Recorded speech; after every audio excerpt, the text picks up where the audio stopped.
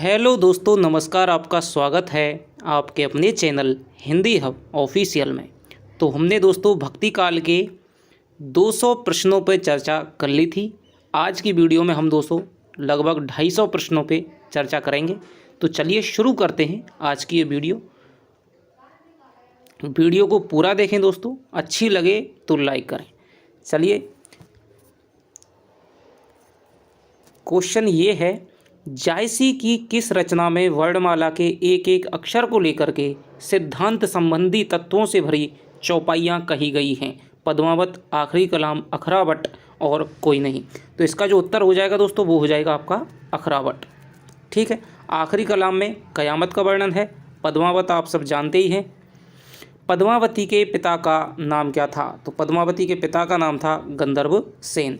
पद्मावत में हीरामन किसका नाम था? तो हीरामन तोता दोस्तों ये सुग्गा है, सुग्गा तोते को ही कहते हैं। तो ये एक क्या है? तोता हो जाएगा। ज्ञान का प्रतीक है ये।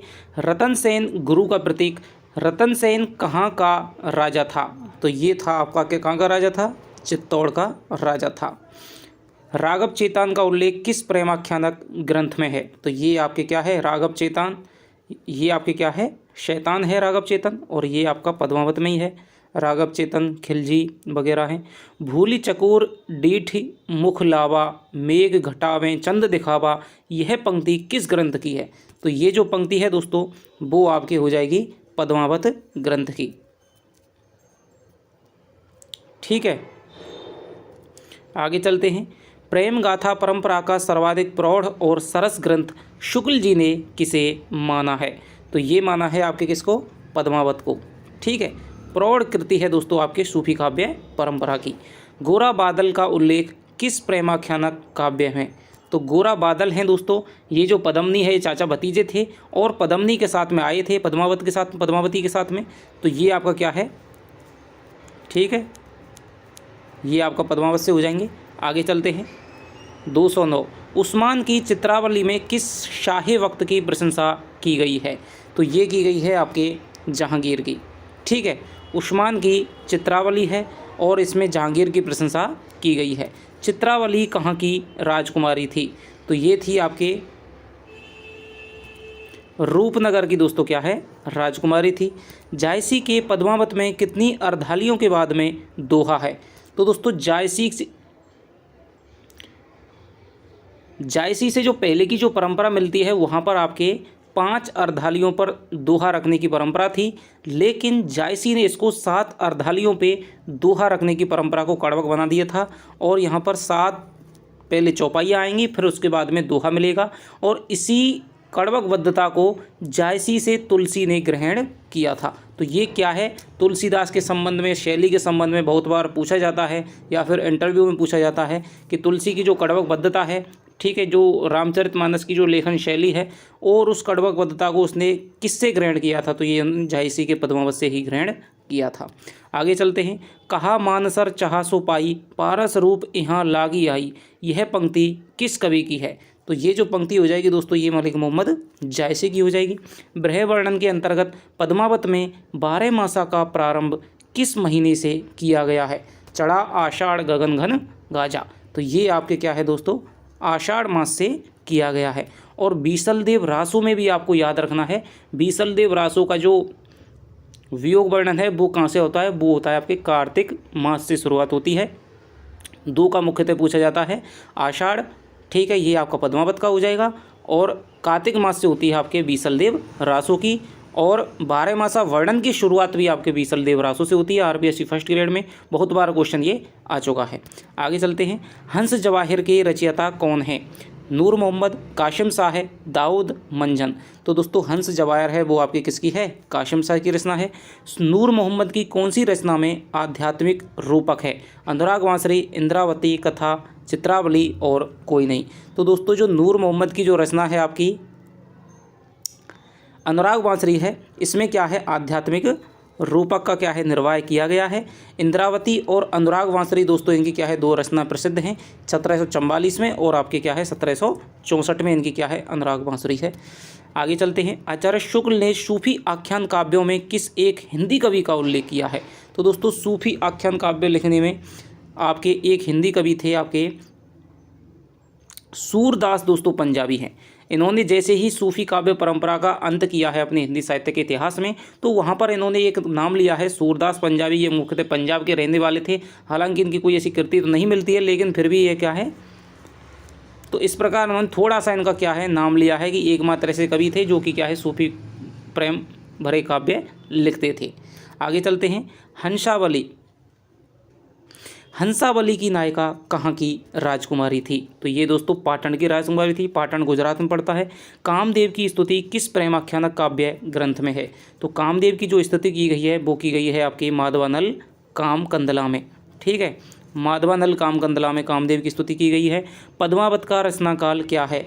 तो पद्मावत दोस्तों क्या है, हालांकि कई बार इसमें मतभेद हो जाता है, लेकिन दोस्तों शुक्ल जी ने इस मतभेद का निराकरण करते हुए अपने हिंदी साहित्य में लिखा है कि भाई लगभग 1520, ठीक है, 1520 के लगभग से इन्होंने लिखना शुरू किया था।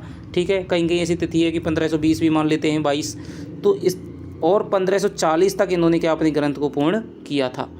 ठीक है, तो अंत का समय है, पूर्ण का समय है, वही क्या है रचना का काल माना जाता है।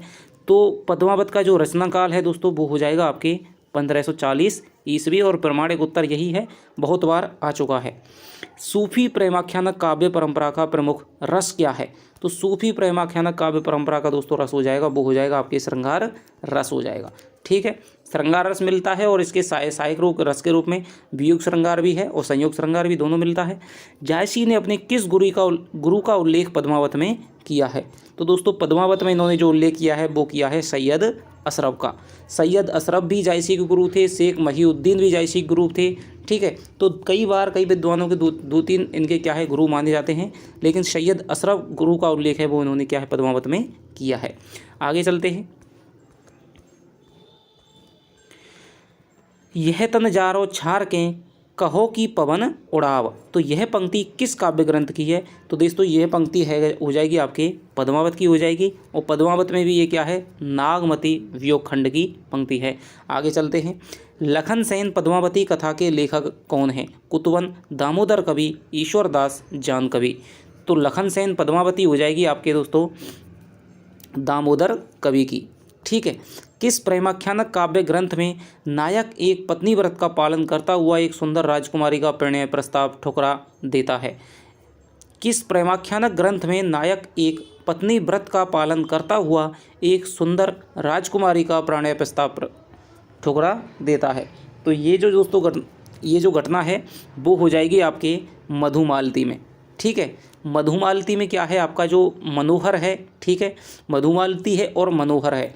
तो यहाँ पर दोस्तों क्या है एक पत्नी व्रत का क्या यहाँ पर पालन किया गया है, जबकि आप एक ही ऐसा अपना आपका काव्य है जिसमें क्या है एक पत्नी व्रत दिखाया गया है कि भाई एक इसके जो नायक है उसकी एक ही पत्नी है, और इससे जो राजकुमारी है वो प्रणय का प्रस्ताव करती है, प्रपोजल देती है, लेकिन फिर भी उसको ठुकरा देता है।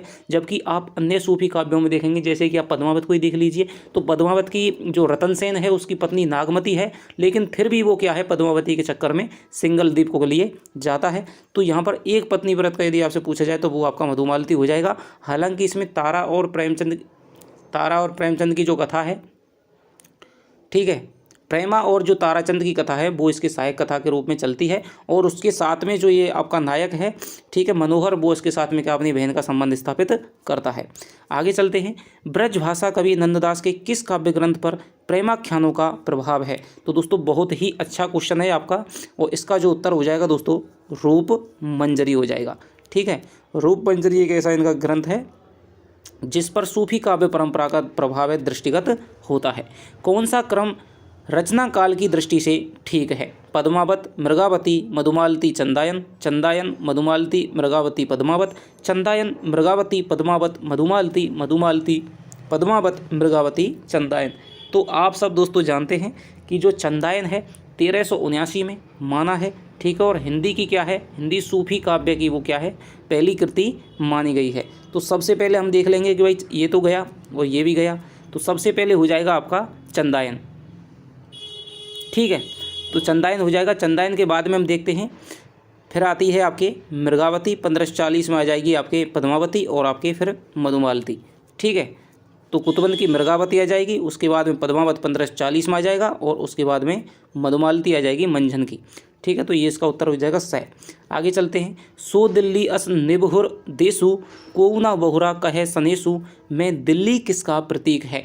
200। तो दिल्ली यहाँ पर इहलोक का, परलोक का, ससुराल का, पीहर का।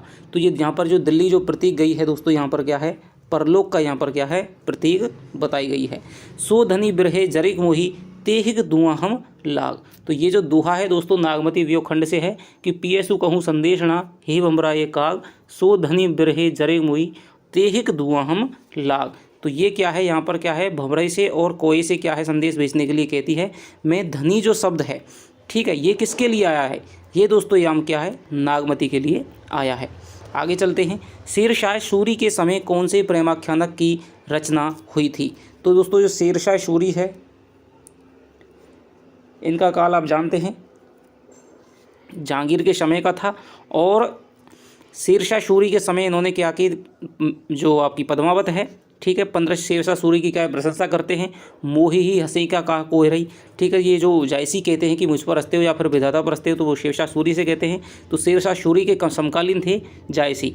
ठीक है, तो 229 का हो जाएगा आपके पद्मावत। आगे चलते हैं। प्रेमाख्यानक काव्य परंपरा की प्रेम पद्धति भारतीय श्रृंगार भावना के स्थान पर निकट थी।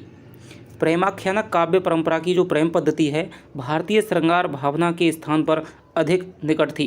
रोमांटिक या स्वच्छंद प्रेम पद्धति पर, फारसी प्रेम पद्धति पर, यूनानी प्रेम पद्धति पर और मैथिली प्रेम पद्धति पर। तो दोस्तों जो प्रेमाख्यानक जो सूफी काव्य है उसकी जो प्रेम पद्धति थी वो आपके फारसी प्रेम जो रोमांटिक या स्वच्छंद प्रेम पद्धति पर क्या है कि अधिक निकट थी। ठीक है, जो सूफी काव्य में जो प्रेम पद्धति देखने को मिलती है कि भाई उसके लिए चला जाता है, ठीक है, नायक है, उसको परमात्मा का रूप दिखाया गया है, ठीक है, जबकि भारतीय प्रेम पद्धति में क्या है? आदमी को क्या है?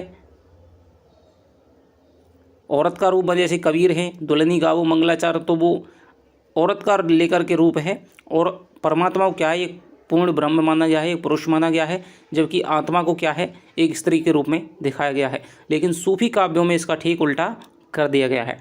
तो ये दोस्तों रोमांटिक या स्वच्छंद प्रेम पद्धति पर आधारित थी। और फारसी की जो मसनवी शैली है उसका इसमें शैली का भी पूछा जाता है कि इसमें कौन सी शैली का प्रयोग किया गया है, तो मसनवी शैली का दोस्तों सर्वाधिक प्रयोग किया गया है। प्रेमाख्यानक काव्य परंपरा के अधिकांश काव्य रचे गए हैं तो ये आपके प्रबंध शैली में। ठीक है, यदि आपके प्रबंध शैली आती है तो प्रबंध शैली, हालांकि क्या है सभी जो ग्रंथ हैं वो आपके प्रबंध हैं, ठीक है, महाकाव्य हैं, प्रबंध शैली में कथा है उनमें, ठीक है, प्रबंध शैली हो जाएगा। लेकिन यदि रचना की शैली आएगी कौन सी शैली है तो वो आपकी मसनवी शैली हो जाएगी। गेय शैली या ऐसे इस प्रकार कोई आए तो वो आ जाएगी प्रबंध। इनमें से दोस्तों एक ही आपका ऑप्शन आएगा, तो प्रबंध शैली आएगी या फिर आपकी मसनवी शैली आएगी। आगे चलते हैं।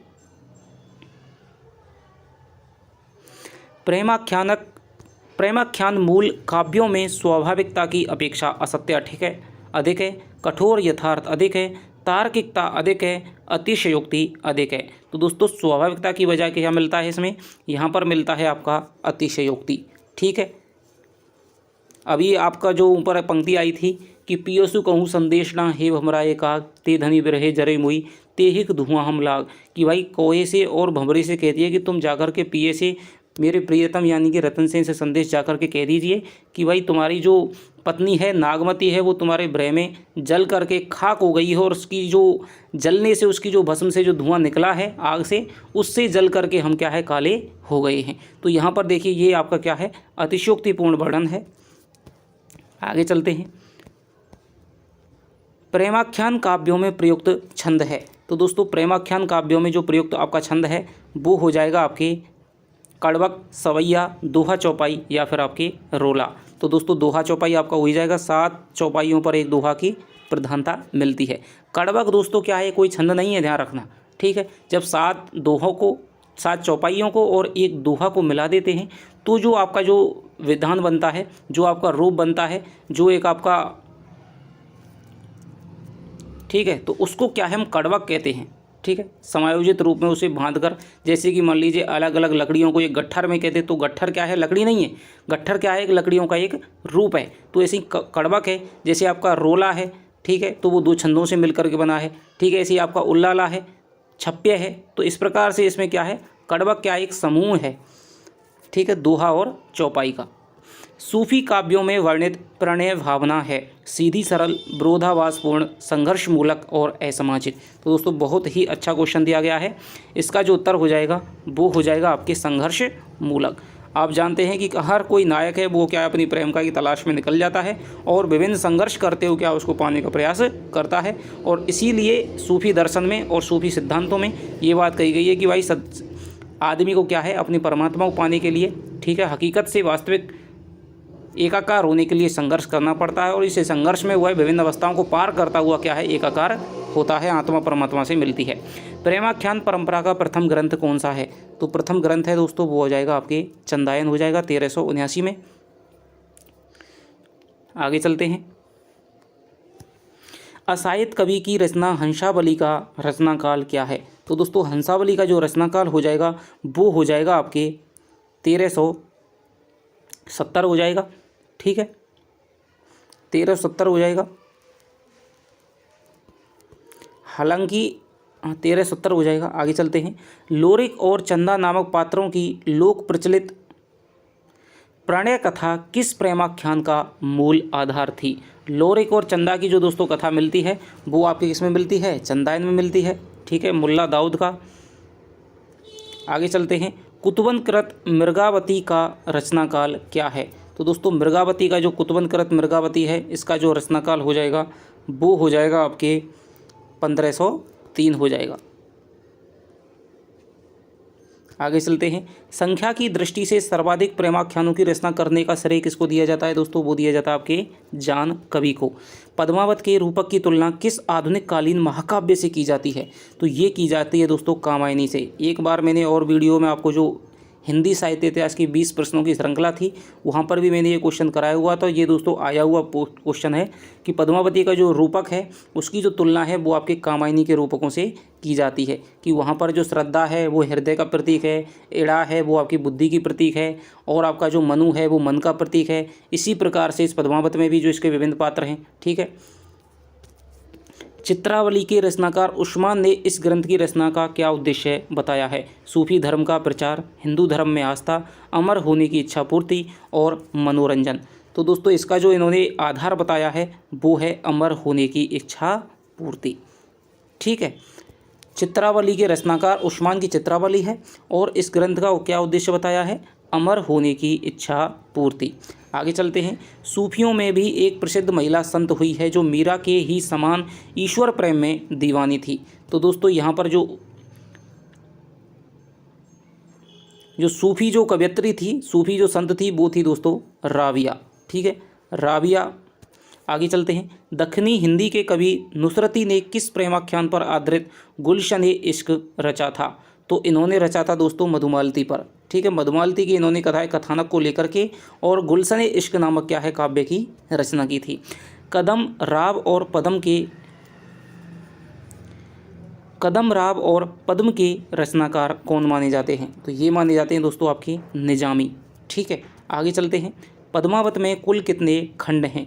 मैंने आपको एक वीडियो बनाया था, छोटा सा शॉर्ट वीडियो था और उसमें मैंने जो आपके 4-5 महाकाव्य हैं वहीं से आपके क्वेश्चन पूछे जाएंगे और कोई ज़रूरत नहीं है। जैसे कि आपका चंद्रबरदाई है, आपका पद्मावत है, आपका रामचरितमानस है, आपका प्रिय प्रवास है, आपका साकेत है और आपका कामायनी है, ठीक है। ये आपके 7 ऐसे महाकाव्य हैं जहाँ से आपके क्या है कांडों से पूछे जा सकते हैं, कितने सर्ग हैं, समय हैं, किसको क्या भागों को क्या नाम दिया गया है, और एक आपका रामचंद्र का है, ठीक है। तो उसमें आपके 39 प्रकाश हैं। तो ये आपको क्या है उस वीडियो को जा कर के देखिएगा, ठीक है। तो इसमें पद्मावत में जो कुल कितने खंड हैं वो हैं इनमें 57 खंड हो जाएंगे। आगे चलते हैं। पद्मावत को विद्वानों ने माना है अन्योक्ति, समासोक्ति, मिथक, रूपक। तो दोस्तों पद्मावत को जो विद्वान मानते हैं वो है आपके समासोक्ति। पहले इसे अन्योक्ति माना था, लेकिन क्या है इसका जो अन्योक्ति वाला जो दोहा है, ठीक है, इसका जो अंतिम जो खंड है, अंतिम जो चौपाई है वो क्या है वर्तमान शोध के आधार पर प्रक्षिप्त मान ली गई है। इसलिए अब पद्मावत को प्राय क्या समासोक्ति कहा जाता है। मुल्ला वजई द्वारा रचित मुल्ला बजई द्वारा रचित प्रेमाख्यान निम्न में से कौन सा है? तो मुल्ला बजई ने दोस्तों क्या लिखा है? सबरस की रचना की है। ठीक है,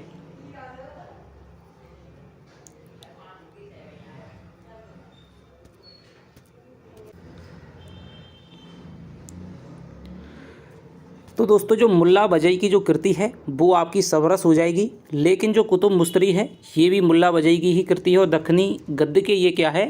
सबसे पहले जो दक्खनी गद्य के क्या है शुरुआती जो लेखक हैं उनमें से माने जाते हैं। तो ये कुतुब मुस्तरी और सबरस दोनों ही कृतियां हैं मुल्ला बजई की दोस्तों आपकी मानी जाती हैं। प्रेम कथा यही भांति विचारो सूझ लियो जो बूझे पारो, पंक्तियों के रचयिता कौन है? मुल्ला दाऊद, जायसी, मंझन, कुतुबन। तो इसके जो रचयिता हो जाएंगे दोस्तों वो हो जाएंगे आपके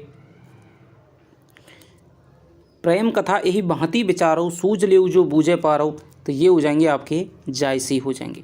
आगे चलते हैं। लखन सेन पद्मावती कथा को कवि ने स्वीकारा है? प्रेम कथा, वीर कथा, करुण कथा, रोचक कथा। तो इसको दोस्तों इन्होंने क्या है? एक वीर कथा के रूप में स्वीकारा है। आगे चलते हैं। सत्यवती कथा के रचयिता कौन थे? तो सत्यवती कथा है दोस्तों ईश्वरदास की है। मुल्ला दाऊद की रचना चंदायन की भाषा कौन सी है? तो चंदायन की भाषा आप सभी जानते हैं सूफी काव्य है और सूफी काव्यों में आप दोस्तों बेहिचक अवधी भाषा है वो आप कर सकते हैं। ठीक है, सारे जो आपके सूफी ग्रंथ हैं वो आपके क्या है? अवधी भाषा में लिखे गए हैं। हिंदी में सूफी काव्य परंपरा के सर्वश्रेष्ठ कवि हो जाएंगे। जब सर्वश्रेष्ठ कृति आपकी पद्मावत है तो फिर आपके सर्वश्रेष्ठ कवि हो जाएंगे कौन? कहाँ गए? जायसी हो जाएंगे, मलिक मोहम्मद जायसी हो जाएंगे। इंद्रावती और अनुराग बांसुरी जैसी सुप्रसिद्ध रचनाओं के रचनाकार कौन है? बहुत ज़्यादा दोस्तों आपसे पूछा जाता है, ध्यान रखना। इंद्रावती और अनुराग बांसुरी, इंद्रावती 1744 में, अनुराग बांसुरी 1764 में। तो ये हो जाएंगे दोस्तों नूर मोहम्मद। काजे बाका हिंदी बाख्यू वाली जो पंक्ति है वो भी इनकी है, नूर मोहम्मद की। इन पर जो अन्य जो मुस्लिम धर्म के लोग थे और कवि थे उन पर क्या है? हिंदी का पक्ष लेने का वो लगाया था, आरोप लगाया था कि भाई तुम तो क्या है हिंदी में लिखते हो, हिंदी की प्रशंसा करते हो। तो फिर इन्होंने दोस्तों हिंदी में काव्य ना लिखने की क्या है कसम खा ली थी। चित्ररेखा किस कवि की रचना है? चित्ररेखा किस कवि की रचना है? कुतुबन की, मंझन की, नूर मोहम्मद की, जायसी की। तो दोस्तों जायसी की वैसे तो आपकी मुख्यतः 3 रचनाएं हैं। ठीक है, आपकी पद्मावत है, आपकी अखरावट है और आपकी आखिरी कलाम है। लेकिन कुछ रचनाएं और भी विद्वानों ने बताई हैं।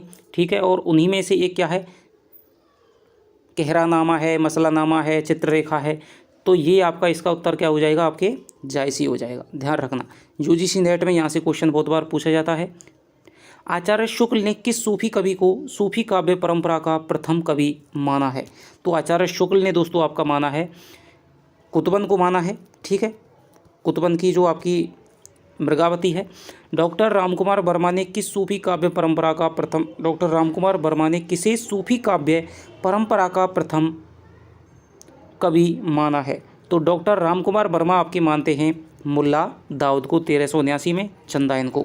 पद्मनी चरित्र के रचयिता कौन है? अब ध्यान रखना, पद्मावत अलग ग्रंथ है, पद्मनी चरित्र यहाँ पर अलग ग्रंथ है और पद्मनी चरित्र है दोस्तों आपके लाल चंद की। कब घर में बैठे रहे नाहिन हाट बाजार और मधुमालती मृगावती पोथी दो उचार। तो ये मधुमालती और मृगावती के बारे में दोस्तों बहुत ही प्रसिद्ध दोहा है और ये है दोस्तों बनारसी दास जैन का। ठीक है, कि भाई घर में बैठे बैठे क्या करें, हम तो क्या है मधुमालती और मृगावती की पोथी क्या है, इनका ही दोनों का क्या है पढ़ लेते हैं, उच्चारण कर लेते हैं। आगे चलते हैं। विक्रम दशा प्रेम के 12 सपना मती कहीं गयो पतारा। इन पंक्तियों के रचयिता कौन हो जाएंगे? तो इन पंक्तियों के रचयिता हो जाएंगे आपके मंझन। ठीक है, मंझन की पंक्तियां हैं विक्रम दशा प्रेम के 12 सपनावती कहें गयो पतारा। जो सारी पंक्तियां हैं दोस्तों ये आपकी आई हुई हैं। आगे चलते हैं। रुक्मणी पुनी वैसे ही मर गई कुलवंती सतसो सती भई। इन पंक्तियों के रचयिता कौन से सूफी कवि हैं? तो ये दोस्तों आपकी कुतुबन की पंक्तियां हैं। ठीक है, कुतुबन की पंक्तियां हैं। आगे चलते हैं। बलदीप देखा अंग्रेजा वहाँ जाई जेही कठिन करेजा। पंक्ति के रचयिता कौन हो जाएंगे? तो ये हो जाएंगे आपके दोस्तों उस्मान की ये पंक्तियां हैं। आगे चलते हैं। जानत है वह सृजनहारा जो कछु है मन मरम हमारा। पंक्तियों के रचयिता सूफी कौन से कवि हैं? तो ये हो जाएंगे आपके सूफी कवि हो जाएंगे आपके नूर मोहम्मद।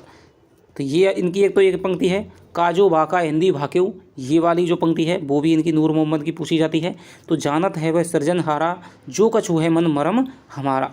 देख लीजिए आपकी हिंदी भाषा के क्या है, बहुत ही ज़्यादा जो इंदिरावती है और ये है आपकी जो आपकी अनुराग वांसरी है, हिंदी भाषा का पक्ष लेकर के लिखते थे, लेकिन फिर इन पर आरोप लगा दिया गया। उसके बाद में क्या इन्होंने कसम खा ली थी। नल दमयंती प्रेमाख्यान काव्य के रचनाकार कौन हैं? तो इसके जो रचनाकार हो जाएंगे दोस्तों वो हो जाएंगे आपके नरपति व्यास। नल चरित्र प्रेमाख्यान काव्य किसकी रचना है? तो जो ये जो रचना है वो हो जाएगी आपके नल चरित्र है, वो हो जाएगी आपके मुकुंद सिंह की। हालांकि थोड़े डीप क्वेश्चन है, फर्स्ट ग्रेड में आपसे पूछे जा सकते हैं, लेकिन सेकंड ग्रेड के हिसाब से आप कोई दिक्कत नहीं, याद रख सकते हैं, तो कोई दिक्कत नहीं है।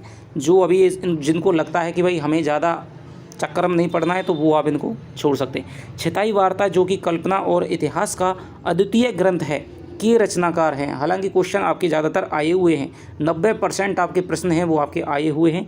छिताई वार्ता जो कि कल्पना और इतिहास का अद्वितीय ग्रंथ है, के रचनाकार कौन हो जाएंगे? तो इसके जो रचनाकार हो जाएंगे दोस्तों, छिताई वार्ता है नारायण दास की कृति है। कहरानामा के रचयिता हैं, तो मैंने आपको बताया था कहरानामा है, वो भी क्या है, मलिक मोहम्मद जायसी की है। ईश्वर का विरह ही किस मत के भक्तों की प्रधान संपत्ति है? ईश्वर का विरह ही किस मत के भक्तों की प्रधान संपत्ति है? तो ये हो जाएगी आपके दोस्तों सूफी मत की। ठीक है, ईश्वर से विरह को ये क्या है, इन्होंने पूरे काव्य का आधार बनाया है और लौकिक कथाओं को रूपांतरित किया है अपने अनुसार।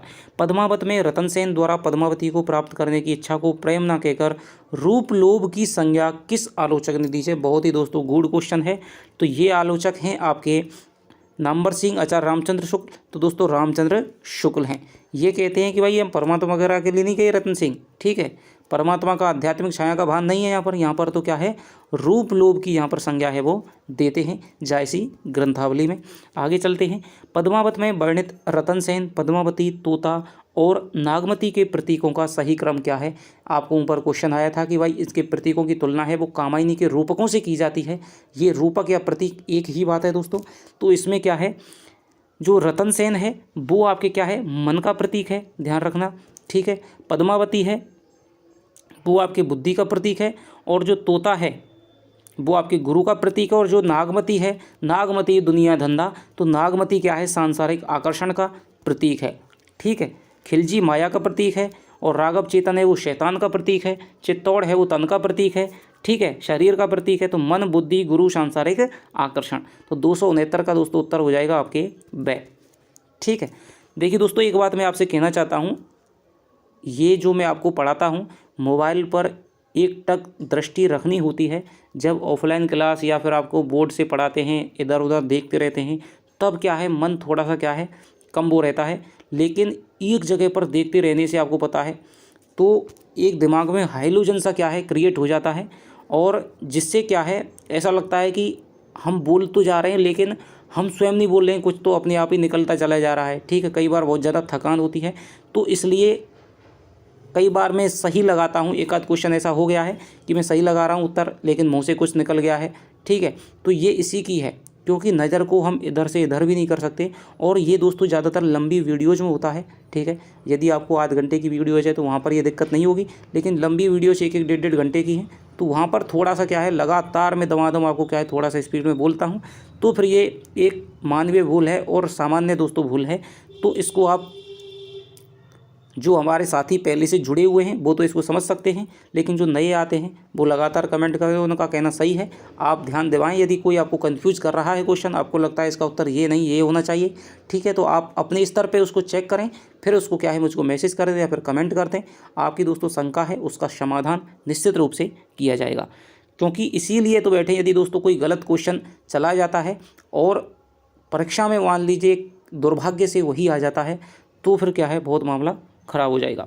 217वां क्वेश्चन, पद्मावत के किस खंड को, हालांकि मैं कोई उत्तर बताने से पहले दोस्तों बहुत ज़्यादा अटेंशन रहता हूँ, बहुत ज़्यादा, क्योंकि इतना तो पेपर में भी नहीं रहता कि जितना कि आपका, क्योंकि मुझे पता है एक नहीं कम से कम 5,000, 10,000, 20,000 के साथ में वीडियो जाएगी और सदा सदा के लिए, इसलिए बहुत ज़्यादा दोस्तों ध्यान रखना पड़ता है।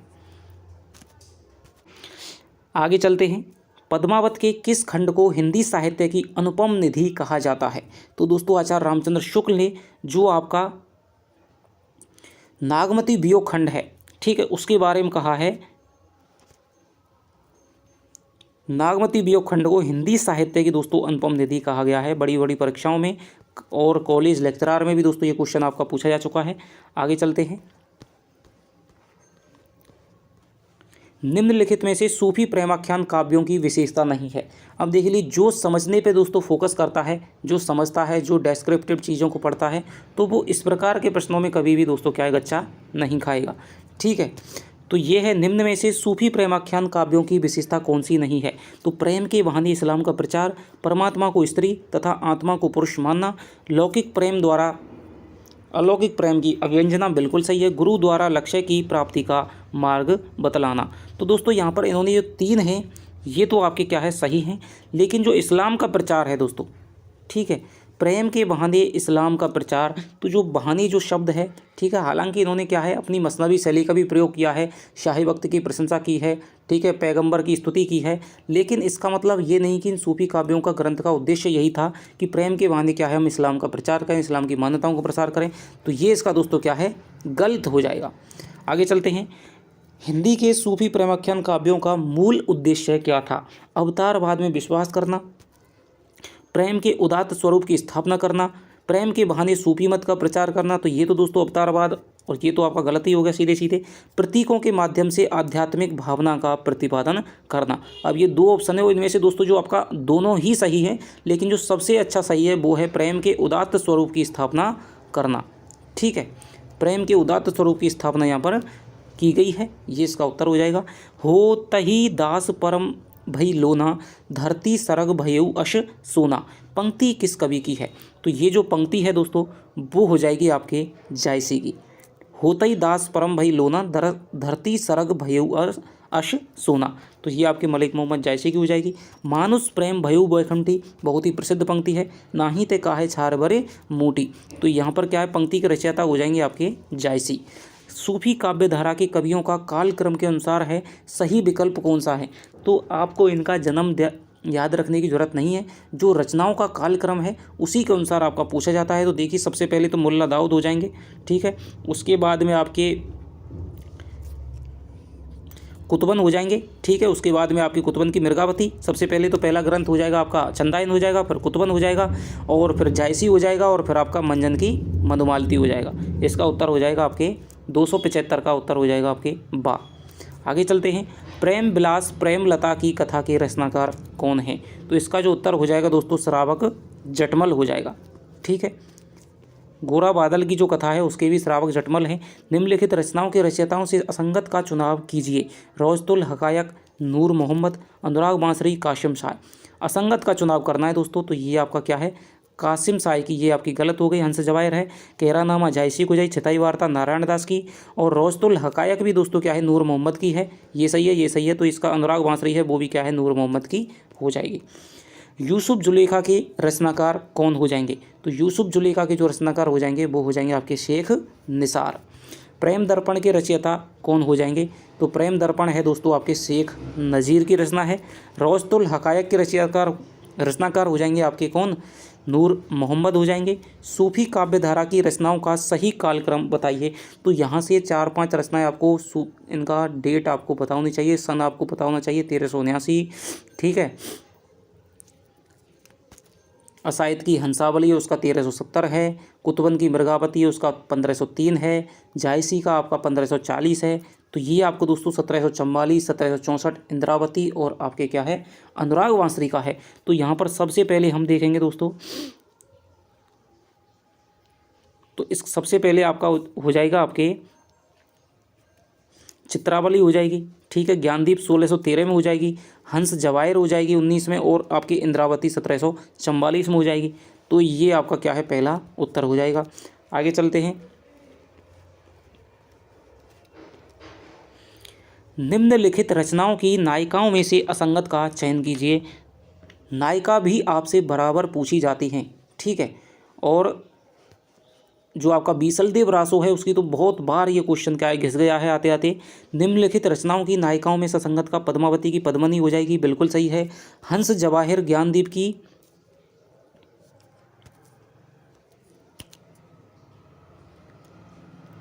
तो हंस जवाहिर की दोस्तों हंसा नहीं है, चित्रावली की चित्रावली हो जाएगी, और ज्ञानदीप की देवयानी है, पक्की है।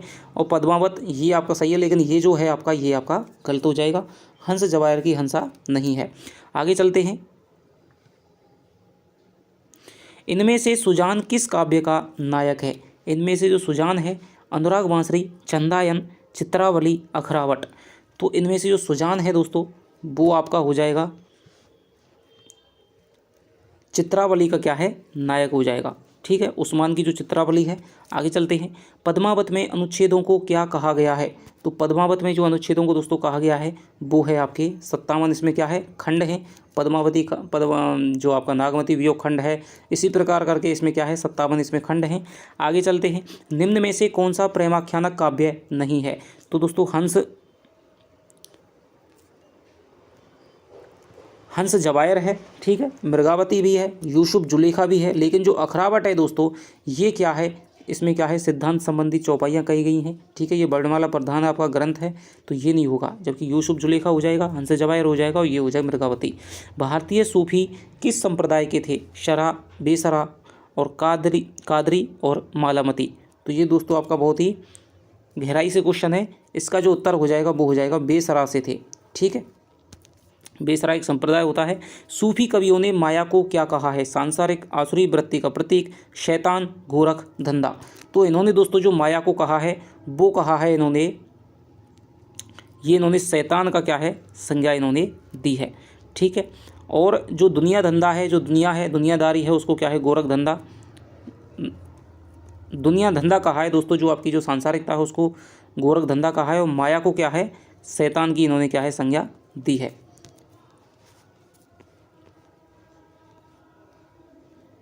भारत में सूफी लोग कब आए थे? तो भारत में आपका जो सूफी संप्रदाय है आप जानते हैं जो आपका निजामुद्दीन चिश्ती है वहाँ से स्थापित होता है, ठीक है। तो इसका जो उत्तर हो जाएगा वो हो जाएगा आपके 12वीं शती से होता है। आगे चलते हैं। सूफियों का निम्न में से कौन सा एक संप्रदाय नहीं है? तो दोस्तों चिश्ती भी है और कादरी भी है, ठीक है, और शत्तारी भी है, लेकिन जो निजामी संप्रदाय है ये सूफियों का नहीं है। सूफी कवियों ने आत्मा को किस नाम से अभिहित किया है? तो सूफी कवियों ने जो आत्मा है वो इनकी आत्मा है दोस्तों आपके प्रेमी के नाम से, ठीक है, क्योंकि जो पुरुष है वो इसमें नायक होता है तो वो आत्मा होती है, और जो आपका परमात्मा है वो इसमें क्या है नायिका का प्रतीक है। सूफी प्रेमाख्यान काव्यों की मूल भावना क्या है? प्रणय रति बिल्कुल नहीं दोस्तों, श्रृंगार रस चित्रण ये भी नहीं, लौकिकता से अलौकिकता ये दोस्तों यहाँ पर हो जाएगी, क्योंकि इन्होंने लौकिक जो कथाएं थी उनका क्या है अलौकिक इन्होंने क्या है रूपांतरण किया है। तो 291 में का हो जाएगा आपके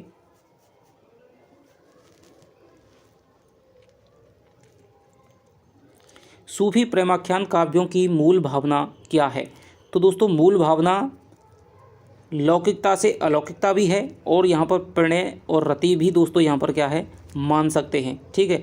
तो दोनों ही क्या है बहुत ही इसमें क्या है मिले जुले आपके उत्तर हैं, ठीक है। लौकिकता से अलौकिकता भी है, और क्योंकि लौकिक कथाओं को ही आधार बना करके इन्होंने क्या है आध्यात्मिक रूप से उनका रूपांतरण किया है, तो ये भी इनकी मूल भावना हो जाएगी, ठीक है। प्रणय रति को भी यहाँ पर क्या है मान सकते हैं। आगे चलते हैं। विक्रम बेताल की कहानी किस रचना का कथा स्रोत है?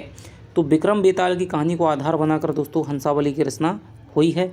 जायसी का प्रमुख अलंकार है, बहुत ही दोस्तों पूछा जाता है। जायसी का जो प्रमुख अलंकार हो जाएगा वो हो जाएगा आपके हेतुत्प्रेक्षा, ये हो जाएगा। जो दोहा था पीएसयू को संदेशना हे बमराई काग, तो उसमें क्या है हेतुत्प्रेक्षा ही अलंकार है,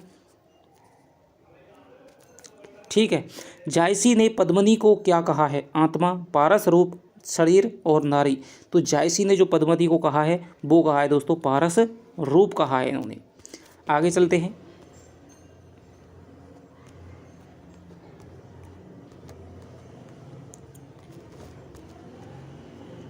जान कवि की निम्न में से रचना नहीं है? तो जान कवि की दोस्तों कथा कनकावती है, कथा और कथा रूप मंजरी भी है, कथा मोहिनी भी है, लेकिन कथा कलंदर नहीं है। आगे चलते हैं, नूर जहाँ के रचयिता हो जाएंगे ख्वाजा अहमद, जलालुद्दीन, आलम और पुहकर। तो नूर जहाँ जो रचना है वो हो जाएगी दोस्तों आपके पुहकर की रचना है। ठीक है। कृष्ण भक्त कवियों ने कृष्ण के किस रूप को अपने काव्य का विषय बनाया? वैदिक ऋषि कृष्ण को, महाभारत के योगेश्वर कृष्ण को, श्रीमद् भागवत पुराण के कृष्ण को। तो यहाँ पर इन्होंने जो रूप बनाया दोस्तों वो हो जाएगा श्रीमद् भागवत पुराण के कृष्ण को, जो थोड़ा सा छलिया है, गोपियों के साथ में क्या है केली क्रीड़ाएँ करता है। ठीक है। तो भक्त कवियों ने यहाँ पर श्रीमद् भागवत पुराण के कृष्ण को क्या आधार बनाया? हिंदी में कवि को काव्य का विषय बनाने का श्रेय सर्वप्रथम किस कवि को है? तो कृष्ण को काव्य का विषय बनाने का जो श्रेय जाता है वो जाता है आपके विद्यापति को। ठीक है। क्योंकि सबसे पहले सिद्ध हैं वो कहते नहीं है, नाथ नहीं कहते हैं। ठीक है। फिर साहब तुम्हारा क्या है विद्यापति है, आदिकाल में आपका विद्यापति ही लिखता है।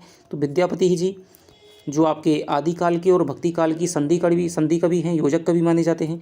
तो विद्यापति ने ही सबसे पहले क्या है कृष्ण और राधा की क्या है प्रेम को काव्य का आधार बनाया था। इनमें से कृष्ण चैतन्य का शिष्य कौन था? इनमें से कृष्ण चैतन्य का शिष्य कौन था? तो कृष्ण चैतन्य के जो शिष्य हो जाएंगे दोस्तों वो हो जाएंगे आपके रूप गोस्वामी थे, सनातन गोस्वामी, जीव गोस्वामी। ठीक है। तीनों ही दोस्तों क्या है ये आपके कृष्ण चैतन्य के शिष्य थे। उज्ज्वल नीलमणि नामक भक्ति भावना के शास्त्रीय ग्रंथ के रचयिता कौन है? तो उज्ज्वल नीलमणि है दोस्तों वो हो जाएगी आपके रूप गोस्वामी की। ठीक है। और रूप गोस्वामी की हो जाएगी आपकी। ठीक है।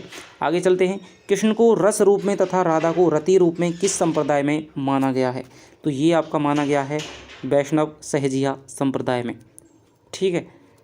सहजिया संप्रदाय में आपका माना गया है, वैष्णव सहजिया संप्रदाय में। जो एक क्वेश्चन आया था पहली वीडियो में कि निम्न में से कौन सा दोस्तों क्या है संप्रदाय नहीं है, तो सहजिया संप्रदाय भी था उसमें, रामावत संप्रदाय भी राम पर है तो वहाँ विष्णु का अवतार हो गया। ठीक है। और श्री संप्रदाय दोस्तों क्या है वहाँ पर श्री संप्रदाय में मुख्यतः रूप से क्या है लक्ष्मी के मत से उन्होंने क्या है रामानुजाचार्य ने श्री संप्रदाय की स्थापना की थी। और जो लक्ष्मण के अवतार माने जाते हैं उन्होंने क्या है लक्ष्मी की इसमें क्या है उपासना की जाती है। ठीक है। तो वो विष्णु से अलग हो जाएगा। बाकी के जो तीन थे वो आपके वैष्णव संप्रदाय हो जाएंगे। ठीक है। वैष्णव संप्रदाय क्या होता है? विष्णु का कोई भी अवतार है उसकी यदि उसमें पूजा की जा रही है, राम की चाहे कृष्ण की, विष्णु के जितने भी आपके अवतार लिए हैं अब तक। ठीक है। तो वैष्णव सहजिया संप्रदाय में कृष्ण को रस रूप में तथा राधा को रति रूप में दोस्तों क्या है मानते हैं। और ये आपके असम की जो शंकर देव हैं वहाँ से ये संबंध रखता है। राधा वल्लभ संप्रदाय का प्रवर्तन किसने किया? ये क्वेश्चन दोस्तों अभी आएगा, बहुत बार आ चुका है, हेतरवंश ने किया था। ठीक है। किस संप्रदाय के प्रवर्तक चैतन्य महाप्रभु थे? तो ये आपके गौड़ीय संप्रदाय पश्चिमी बंगाल से थे। कृष्ण की उपासना ब्रजेंद्र कुमार के रूप में किस संप्रदाय के अनुयायी करते हैं? तो कृष्ण की उपासना है दोस्तों वो आपके चैतन्य संप्रदाय के जो लोग हैं वो ब्रजेंद्र कुमार के रूप में करते हैं। ठीक है। आगे चलते हैं, इनमें से बल्लवाचार्य के शिष्य कौन से कृष्ण भक्त कवि थे? इनमें से बल्लवाचार्य के शिष्य कौन से कृष्ण भक्त कवि थे? छीत स्वामी, कुम्भन दास, नंददास, गोविंद स्वामी। तो ये तीनों हैं दोस्तों आपके विट्ठलनाथ के हैं, जो कि कुम्भन दास हैं। ठीक है। वो क्या हैं आपके 10 ही साल छोटे थे आपके बल्लवाचार्य से। तो कुम्भन दास हो जाएंगे आपके, कुम्भन दास के शिष्य हो जाएंगे वो बल्लवाचार्य के शिष्य हो जाएंगे कुम्भन दास। ठीक है। आपके सूरदास हो जाएंगे, कुम्भन दास हो जाएंगे और आपके कृष्णदास हो जाएंगे और आपके परमानंद दास हो जाएंगे। अष्टछाप की कवियों की संख्या कितनी थी? तो अष्टछाप को आपको कृष्ण भक्ति काव्य में यदि आपको क्वेश्चन सही करना है तो एक तो आप प्रवृत्तियों को ध्यान रख लीजिए और एक आप अष्टछाप को अच्छे से कौन से कुम्भन दास बल्लवाचार्य के हैं, कौन से विट्ठलनाथ के हैं, इसकी स्थापना कब हुई थी, किस किस को क्या कार्य दिया गया था, सबसे श्रेष्ठ कवि कौन सा है, वरिष्ठ कवि कौन सा है, कनिष्ठ कवि कौन सा है, ये सारे दोस्तों आपको पढ़ाए हुए हैं। ठीक है। पूरी जो 11वीं 12वीं की पुस्तक है मैं मानता हूँ कि 95% क्वेश्चन है वो आपके वहीं से आ जाएंगे। तो आप उसको जिसने नहीं पढ़ी है जा कर के पढ़ लीजिए, प्ले लिस्ट में है, बहुत अच्छी तरह से दोस्तों वहाँ पर बता रखा है। बहुत अच्छी तरह से आपको 4 किताबों में मिलेगा उतना आपको एक जगह ही मिल जाएगा। और कई तो डाटा ऐसे हैं जो आपको बहुत बड़े बड़े ग्रंथों को पढ़ने पर भी नहीं मिलेंगे। ठीक है। तो RPSC जो पेपर सेटर होते हैं वो उन्हीं किताबों को उठाते हैं जो उन्होंने लिखी हैं, वही उनको लिखते हैं और वही उनको उठाते हैं। अष्टछाप के कवियों की संख्या कितनी है? अष्टछाप के कवि हो जाएंगे आपके 8। ठीक है। नंददास को अष्टछाप में किसने दीक्षित किया था? तो नंददास को दोस्तों दीक्षित किया था आपके विट्ठलनाथ ने, ठीक है। सबसे कनिष्ठ कवि माने जाते हैं। अष्टछाप के कवि किस मंदिर में कीर्तन सेवा करते थे? तो श्रीनाथ जी का मंदिर था। आगे चलते हैं। अष्टछाप की स्थापना 1565 में हुई थी आपके, ठीक है, विट्ठलनाथ ने। सूरदास किसके शिष्य थे? तो ये आपके बल्लवाचार्य जी के शिष्य थे। आगे चलते हैं। गोसाई विट्ठलनाथ जी ने पुष्टि मार्ग को जहाज जाते हुए किसे कहा था? तो ये आपके क्या है, सूरदास की मृत्यु पर इन्होंने कहा था कि पुष्टि मार्ग का जहाज जाता है जाको जो लेनो हुसो कछु लेऊ। भक्तमाल की रचना किसने की थी? तो भक्तमाल की रचना है दोस्तों आपके नावादास ने की थी। 1585-86 के लगभग आपकी मानी जाती है। 84 वैष्णवन की वार्ता के रचयिता कौन हो जाएंगे? तो ये हो जाएंगे आपके गोकुलनाथ। इन्होंने 2 पुस्तक लिखी थी, 84 वैष्णवन की वार्ता और 252 वैष्णवन की वार्ता। तो 84 शिष्य थे बल्लवाचार्य के, ठीक है, और 252 शिष्य थे आपके विट्ठलनाथ के, जिनमें से 4 शिष्य उठाए गए इधर, 84 में से 4 उठाए गए और 4 मिलाकर के अष्टछाप की स्थापना है वो विट्ठलनाथ ने की थी।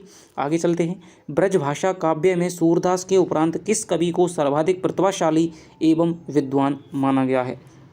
तो सूरदास के उपरांत दोस्तों आपके जो नंददास हैं उनको ही क्या है, प्रतिभाशाली है, ठीक है, और सबसे सुसंस्कृत इनकी भाषा थी, सर्वाधिक पढ़े लिखे थे। अनेकार्थ मंजरी के रचयिता कौन हो जाएंगे? तो ये आपके क्या है, नंददास हो जाएंगे। रास पंचाध्यायी के रचयिता भी आपके नंददास हो जाएंगे, ठीक है, नंददास हो जाएंगे। जल्दी करते हैं। युगल शतक के रचनाकार का नाम बताइए। तो युगल शतक है दोस्तों वो आपकी क्या, किसकी रचना है? श्री भट्ट की रचना है। युगल शतक श्री भट्ट की रचना है। आगे चलते हैं। रसखान की रचना इनमें से कौन सी नहीं है? तो प्रेम वाटिका है, ठीक है, सुजान रसखान है, दान लीला भी है, लेकिन केली माधुरी नहीं है। निम्बार्क संप्रदाय, निम्बार्क संप्रदाय में निम्बार्काचार्य को किसका अवतार माना जाता है? तो निम्बार्काचार्य को माना जाता है आपके सुदर्शन चक्र का अवतार माना जाता है, ठीक है। निजमत सिद्धांत किस संप्रदाय के सिद्धांतों पर आधारित है? तो जो निजमत सिद्धांत है वो आपके दोस्तों हरिदासी संप्रदाय के सिद्धांतों पर आधारित है। तानसेन के गुरु कौन से आचार्य माने जाते हैं? तो तानसेन के दोस्तों स्वामी हरिदास माने जाएंगे। आगे चलते हैं।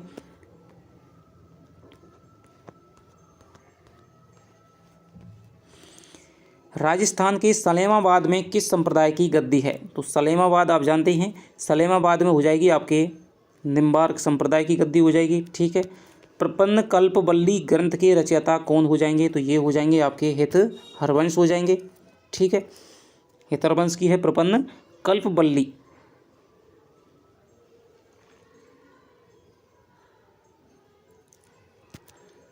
ये हित हरवंश की नहीं है दोस्तों, ये आपकी ये निम्बार्काचार्य की है। प्रपन्न कल्पवल्ली हित हरवंश की तो वो है आपकी किलीमाल है, तो ये आपकी निम्बार्काचार्य की हो जाएगी। आगे चलते हैं। चैतन्य संप्रदाय के दार्शनिक मत को क्या कहा जाता है? तो चैतन्य संप्रदाय का जो दार्शनिक मत है दोस्तों अचिंत्य भेदाभेद के नाम से जाना जाता है। द्वैतवाद, द्वैताद्वैतवाद, शुद्धाद्वैतवाद बल्लवाचार्य का, ठीक है। द्वैतवाद आपके मध्वाचार्य का, द्वैताद्वैतवाद निम्बार्काचार्य का, शुद्धाद्वैतवाद विशिष्टाद्वैतवाद आपके रामानुजाचार्य का। सूरदास को किस महाकवि की वंश परंपरा में माना जाता है? तो सूरदास को माना जाता है आपके चंद्रबरदाई की वंश परंपरा में। और ये क्यों माना जाता है? क्योंकि इनकी जो कृति थी साहित्य लहरी, जो जिसमें 118 दृष्टिकूट पद हैं, उसमें इन्होंने क्या है ये इन्होंने क्या है संकेत किया है कि भाई मैं खुद स्वयं ही इन्होंने संकेत किया है कि मैं चंद्रबरदाई चंद का वंशजों में आता हूँ। तो ये चंद्रबरदाई हो जाएंगे। सूरदास का जन्म है कब माना जाता है? तो ये दोस्तों 1478 में माना जाता है, ठीक है। इनके जन्म के विषय में मतभेद हैं, कोई इन्हें सीही का मानता है, कोई पारसोली में तो इनकी मृत्यु हुई थी, ठीक है। जनश्रुतियों के आधार पर किस कवि को तुलसीदास का भाई माना जाता है? तो दोस्तों यहाँ पर ये सूरदास का ही इनको भाई माना जाता है।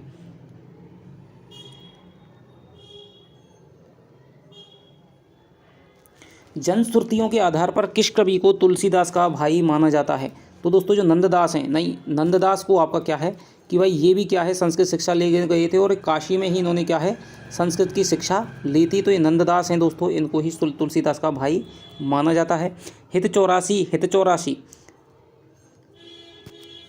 तो दोस्तों जो ऊपर मैंने बताई थी हित हरवंश की जो रचना है मुख्यतः वो हो जाएगी आपके हित 84 हो जाएगी वो, ठीक है, हित 84 हो जाएगी। हरदास की है आपकी केलीमाल। हित हरवंश की रचना हो जाएगी आपके हित 84 हो जाएगी। किस कृष्ण भक्त कवि ने 42 ग्रंथों की रचना की है? तो किस कृष्ण भक्त कवि ने की है? वो की है आपके 42 ग्रंथों की कृष्ण भक्त कवि ये आपके ध्रुवदास हो जाएंगे, जिनके सारे ग्रंथ हैं वो लीला लीला करके हैं। इनमें से कौन सा कवि मुसलमान था? तो मुसलमान कौन सा हो जाएगा? रसखान हो जाएगा। इनमें से भंवर गीत के रचयिता कौन हो जाएंगे? नंददास हो जाएंगे। उद्धव गोपी संवाद से युक्त काव्य को किस काव्य परंपरा के नाम से जाना जाता है? तो उद्धव गोपी संवाद को दोस्तों भ्रमर गीत काव्य परंपरा के नाम से जाना जाता है। तो भ्रमर गीत काव्य परंपरा का हिंदी में समावेश किया था आपके सूरदास ने, आगे विकास किया था उसका आपके नंददास ने, आगे फिर कविता लिखी गई सत्यनारायण कविरत्न की भ्रमर दूत, और उसके बाद में लिखी गई बाबू जगन्नाथ दास रत्नाकर की उद्धव शतक। तो ये आपके भ्रमर गीत परंपरा के आचार्य शुक्ल ने भ्रमर गीत सार के नाम से क्या है, सूरदास के भ्रमर गीत है उसके कुछ मुख्य पदों का संकलन प्रस्तुत किया था। तो ये आपके भ्रमर गीत काव्य परंपरा के प्रमुख ग्रंथ हैं। उद्धव शतक की रचना इनमें से किसने की है? तो ये आप जानते हैं, उद्धव शतक की रचना है दोस्तों रत्नाकर। तो ये क्या है? JDR हैं, जगन्नाथ दास रत्नाकर। ठीक है, आगे चलते हैं 334 पे। गोकुल सवै गोपाल उदासी, ठीक है, यह पद किसका लिखा है? तो ये जो पद है दोस्तों वो लिखा गया है आपके सूरदास का। ठीक है, गोकुल सवै गोपाल उदासी। इनमें से किस कवि की गोपियां सर्वाधिक भावुक हैं? तो ये भावुक हो जाएंगी दोस्तों आपकी, किसकी हो जाएंगी? सूरदास की गोपियां हैं। और चतुर वाक चातुर्य से निपुण और वाक वैदग्ध गोपियां किसकी मानी जाती हैं? नंददास की मानी जाती हैं। निर्गुण कौन देश को वासी, पंक्ति पद में किसका खंडन किया गया है? तो ये दोस्तों निर्गुणोपासना का खंडन किया गया है, क्योंकि सूरदास के भ्रमर गीत का दोस्तों रचना का एक ही उद्देश्य था कि ज्ञान पर भक्ति की विजय, सगुण पर निर्गुण की विजय। ठीक है, वात्सल्य एवं श्रृंगार रस का सम्राट किस कवि को कहा जाता है? तो आप जानते हैं सूरदास को कहा जाता है। साहित्य लहरी के रचयिता सूरदास हो जाएंगे। सूरदास की दृष्टिकूट पद किस ग्रंथ में है? तो साहित्य लहरी में है। सूरदास का जन्म डॉक्टर नगेंद्र ने किस स्थान पर माना है? तो जो नगेंद्र ने दोस्तों जन्म माना है वो माना है सिही में माना है। ठीक है, कई इनका क्या है, रूनकता गौग्राम घाट मानते हैं। पारसोली में इनका निधन हुआ था। सूरदास की भक्ति भावना किस वर्ग के अंतर्गत आती है? तो ये दोस्तों क्या है, सख्य भाव से भक्ति करते हैं। तुलसीदास हैं वो आपके दास्य भाव से करते हैं, और माधुर्य भाव से करती हैं आपकी मीराबाई करती हैं। तो ये आपको भक्ति भावना भी पता होना चाहिए। पहले तो उन्होंने क्या है, दास्य भाव से कुछ पद लिखे थे, तो फिर बल्लभाचार्य ने इन्हें उपदेश दिया था कि भाई तू तो सूर है, सूर हवे के क्यों गिज्ञात है। तो फिर इन्होंने क्या है, सख्य भाव की भक्ति को अपना लिया था। माधुर्य भाव की भक्ति को ही मधुरा भाव की भक्ति, कांत भाव की भक्ति, ठीक है, इन नामों से भी जाना जाता है। दाम्पत्य भाव की भक्ति, रति भाव की भक्ति।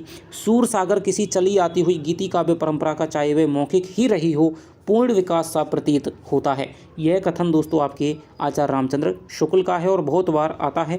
सूरदास की भक्ति पद्धति का मेरुदंड पुष्टि मार्ग ही है। यह कथन किसका है? तो ये जो कथन है दोस्तों वो भी आपका क्या है, आचार्य रामचंद्र शुक्ल का है। जा पर दीनानाथ ढरे, इस पद में किस प्रकार की भक्ति है? जा पर दीनानाथ ढरे, तो इसमें आपकी जो पंक्ति जा पर दीनानाथ ढरे, इस पद में किस प्रकार की भक्ति है? तो इस पद में हो जाएगी आपके पुष्टि मार्गीय भक्ति हो जाएगी।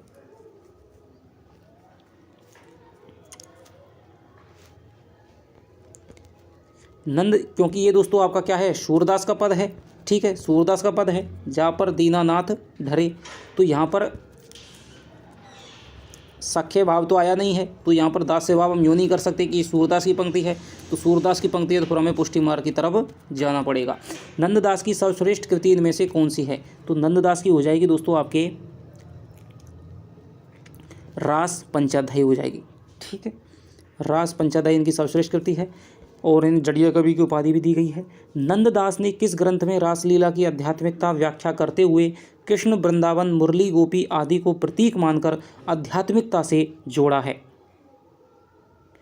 तो इसमें जोड़ा है आपके ये सिद्धांत पंचाध्यायी में। ठीक है, रासलीला की आध्यात्मिक व्याख्या करते हुए कृष्ण, वृंदावन, मुरली, गोपी आदि को प्रतीक बना करके आध्यात्मिकता से सिद्धांत पंचाध्यायी जोड़ती है। आगे चलते हैं।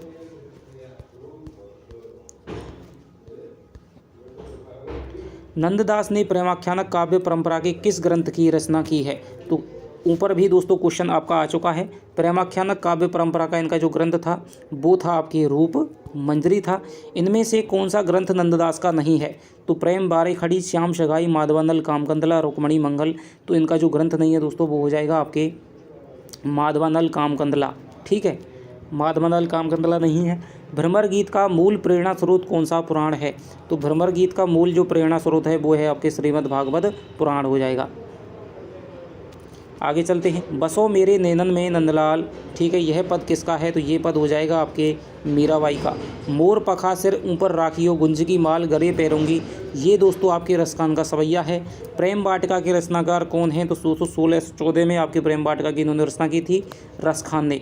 रसखान का जन्म कब हुआ था? तो रसखान का जन्म दोस्तों हुआ था आपके 1533 में। ध्यान रखना, नंददास का जन्म और रसखान का जन्म एक ही समय पे 1533 में दोस्तों क्या है, एक ही इनका समय है 1533। या लौकटी अरु कामरिया पर, ये भी दोस्तों रसखान की पंक्ति है। सूरदास का काव्य रूप क्या है? प्रबंध काव्य, खंड काव्य, गीति मुक्तक काव्य। तो दोस्तों एक बात याद रखना, जो भी संपूर्ण कृष्ण काव्य है वो आपका मुक्तक रूप में लिखा गया है, गीतों के रूप में, पदों के रूप में लिखा गया है। गीति मुक्तक काव्य आपका हो जाएगा। मीराबाई की भक्ति किस प्रकार की भक्ति है? तो मीराबाई की जो भक्ति हो जाएगी वो हो जाएगी आपके माधुर्य भाव की, कांत भाव की। अष्टछाप की स्थापना का श्रेय किस आचार्य को है? तो विट्ठल नाथ ने दोस्तों क्या है, अष्टछाप की स्थापना की थी। कृष्ण गीतावली के रचयिता कौन से कवि हैं? तो कृष्ण गीतावली जो रचना है वो हो जाएगी आपकी किसकी? कृष्ण गीतावली तो आपकी क्या है, तुलसीदास की हो जाएगी। ठीक है, जिसमें इन्होंने क्या है, सूरदास का या कृष्ण भक्ति परंपरा का जो क्या है अनुकरण किया है। आगे चलते हैं, इनमें से अष्टछाप का कवि कौन सा हो जाएगा? अष्टछाप का कवि हो जाएगा इसमें परमानंद दास हो जाएगा। नंददास की किस कृति पर मुग्ध होकर उन्हें जड़िया उपाधि दी गई थी? तो ये आचार्य शुक्ल ने दोस्तों इनके रास पंचाध्यायी पर दी थी। ठीक है, रास पंचाध्यायी इनकी महत्वपूर्ण कृति है जिसके कारण इन्हें जड़िया उपाधि दी गई थी। रास पंचाध्यायी में किस छंद का प्रयोग किया गया है? तो ये दोस्तों रोला छंद का प्रयोग किया गया है। ध्रुवदास किस संप्रदाय के कवि थे? तो ध्रुवदास ने दोस्तों क्या है, 42 ग्रंथों की रचना की है। और ये जो कवि हो जाएंगे वो हो जाएंगे आपके राधा वल्लभ संप्रदाय के ध्रुवदास हो जाएंगे, जहाँ राधा की कृष्ण से ज़्यादा मान्यता है। इन मुसलमान हरिजन पे कोटिन हिंदू बारिय, भारतेंदु जी ने यह पंक्ति किस कवि के लिए कही? तो दोस्तों ये आपके कही थी रसखान के लिए, भारतेंदु जी ने। ये बहुत ही अच्छा क्वेश्चन है। रसखान के दीक्षा गुरु कौन हो जाएंगे? तो रसखान के जो दीक्षा गुरु हैं ये भी दोस्तों किसके शिष्य थे? ये भी आपके गोस्वामी विट्ठलनाथ के ही शिष्य थे। 252 इनके शिष्य हैं विट्ठलनाथ के, ध्यान रखना। ठीक है, जिनमें से 4 को इन्होंने उठाया और उनको क्या है, अष्टछाप में समाहित किया। मीरा का अंतिम समय किस मंदिर में व्यतीत हुआ था? तो ये दोस्तों जो आपका द्वारका में जाकर के रणछोड़ जी का जो मंदिर है वहाँ पर इनका अंतिम समय व्यतीत होता है। किस संप्रदाय में गद्दी सेवा का विधान है? तो गद्दी सेवा का जो विधान मिलता है वो मिलता है आपके राधा वल्लभ संप्रदाय में। ठीक है, वहाँ पर एक ताम्रपत्र पर क्या है, राधा शब्द अंकित रहता है। संतन को कहा सीकरी सो काम, तो ये आपकी कुंभन दास की हो जाएगी। इनमें से कौन गोस्वामी विट्ठलनाथ का शिष्य नहीं था? तो सूरदास जी दोस्तों नहीं थे। श्रीमद् भागवत पुराण में इनमें से किसका उल्लेख नहीं है? तो श्रीमद् भागवत पुराण में आपके क्या है, कृष्ण क्या है, ग्वाल का है, गोपी का है, लेकिन दोस्तों क्या है, राधा का उल्लेख नहीं मिलता है, ध्यान रखना। ठीक है, इस पर दोस्तों क्या है, थोड़ा सा पहले एक वीडियो भी थी और वो वायरल हुई थी, उस पर विवाद भी चला था। ठीक है, जो आपके जो ये कौन से महाराज हैं जो वृंदावन वाले, ठीक है, और एक पंडित जी थे, उनमें विवाद हो गया था कि भाई ये कह रहे थे कि राधा का क्या शब्द का प्रयोग हुआ है, लेकिन उन्होंने कहा कि आप राधा शब्द का मुझे बता दीजिए। तो राधा शब्द का प्रयोग है वो श्रीमद् भागवत पुराण में नहीं हुआ है। भ्रमर गीत में कौन सा रस प्रमुख है? तो भ्रमर गीत में आपका हो जाएगा दोस्तों वियोग श्रृंगार रस है वो प्रमुख है। भ्रमर गीत में गोपियाँ हैं वो कृष्ण के प्रेम में तड़प रही हैं, तो ये हो जाएगा। आगे गदाधर भट्ट किस संप्रदाय के कवि हैं? तो गदाधर भट्ट हैं दोस्तों, वो आपके हो जाएंगे आपके चैतन्य संप्रदाय के। कृष्ण भक्ति के लिए परिवारजन की प्रताड़ना किसने सहन की? कृष्ण भक्ति के लिए परिवारजन की प्रताड़ना किसने सहन की? तो ये आप सब जानते हैं, मीराबाई जी ने सहन की थी। ठीक है, पुष्टि मार्ग के संस्थापक आचार्य कौन से हैं? तो पुष्टि मार्ग की स्थापना दोस्तों वल्लभाचार्य ने की थी। आगे चलते हैं, सूरदास किस रस का कोना कोना झांक आए हैं? तो दोस्तों वात्सल्य और श्रृंगार का वात्सल्य रस का कोना कोना झांक आए हैं। आगे चलते हैं, श्रृंगार रस मंडन किसकी रचना है? तो श्रृंगार रस मंडन है वो आपके श्रृंगार रस मंडन किसकी रचना है?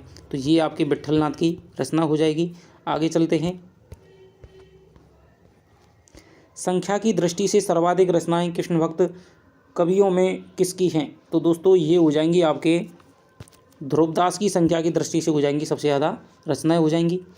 आगे चलते हैं, सूरदास ने कृष्ण के किस रूप का चित्रण किया है? लोक रक्षक, लोक रंजक, योगेश्वर, परम ब्रह्म।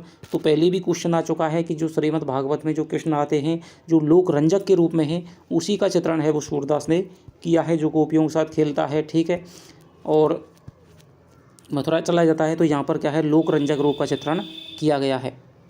आगे चलते हैं, मेरो तो गिरधर गोपाल दूसरा न कोई, मीराबाई की पंक्ति है। सर्वाधिक तर्कशील गोपियाँ किस कवि की हैं? तो दोस्तों सर्वाधिक जो तर्कशील गोपियाँ हैं वो हो जाएंगी आपके नंददास की। वाक चातुर्य और वाक विदग्धता में निपुण हैं। और साहित्य लहरी की विषय वस्तु क्या है? तो साहित्य लहरी दोस्तों क्या है, एक आपका नायिका भेद का ग्रंथ है, दृष्टिकूट पदों में, ठीक है, 380 का हो जाएगा आपका नायिका भेद। भगवत कृपा के लिए बल्लवाचार्य जी ने कौन सा शब्द दिया है? तो भगवत कृपा के लिए इन्होंने क्या दिया है? पुष्टि जो शब्द है दिया है, ठीक है, इसी आधार पर इन्होंने पुष्टि मार्ग चलाया। मीराबाई की भाषा किस कोटि में आती है? तो मीराबाई की दोस्तों राजस्थानी ब्रज है, मिश्रित ब्रज भाषा आती है, ठीक है। मीराबाई की जो आपकी लगी हुई है वहाँ पर भी परशुराम जी ने बताया है कि राजस्थानी ब्रज मिश्रित ब्रजभाषा है।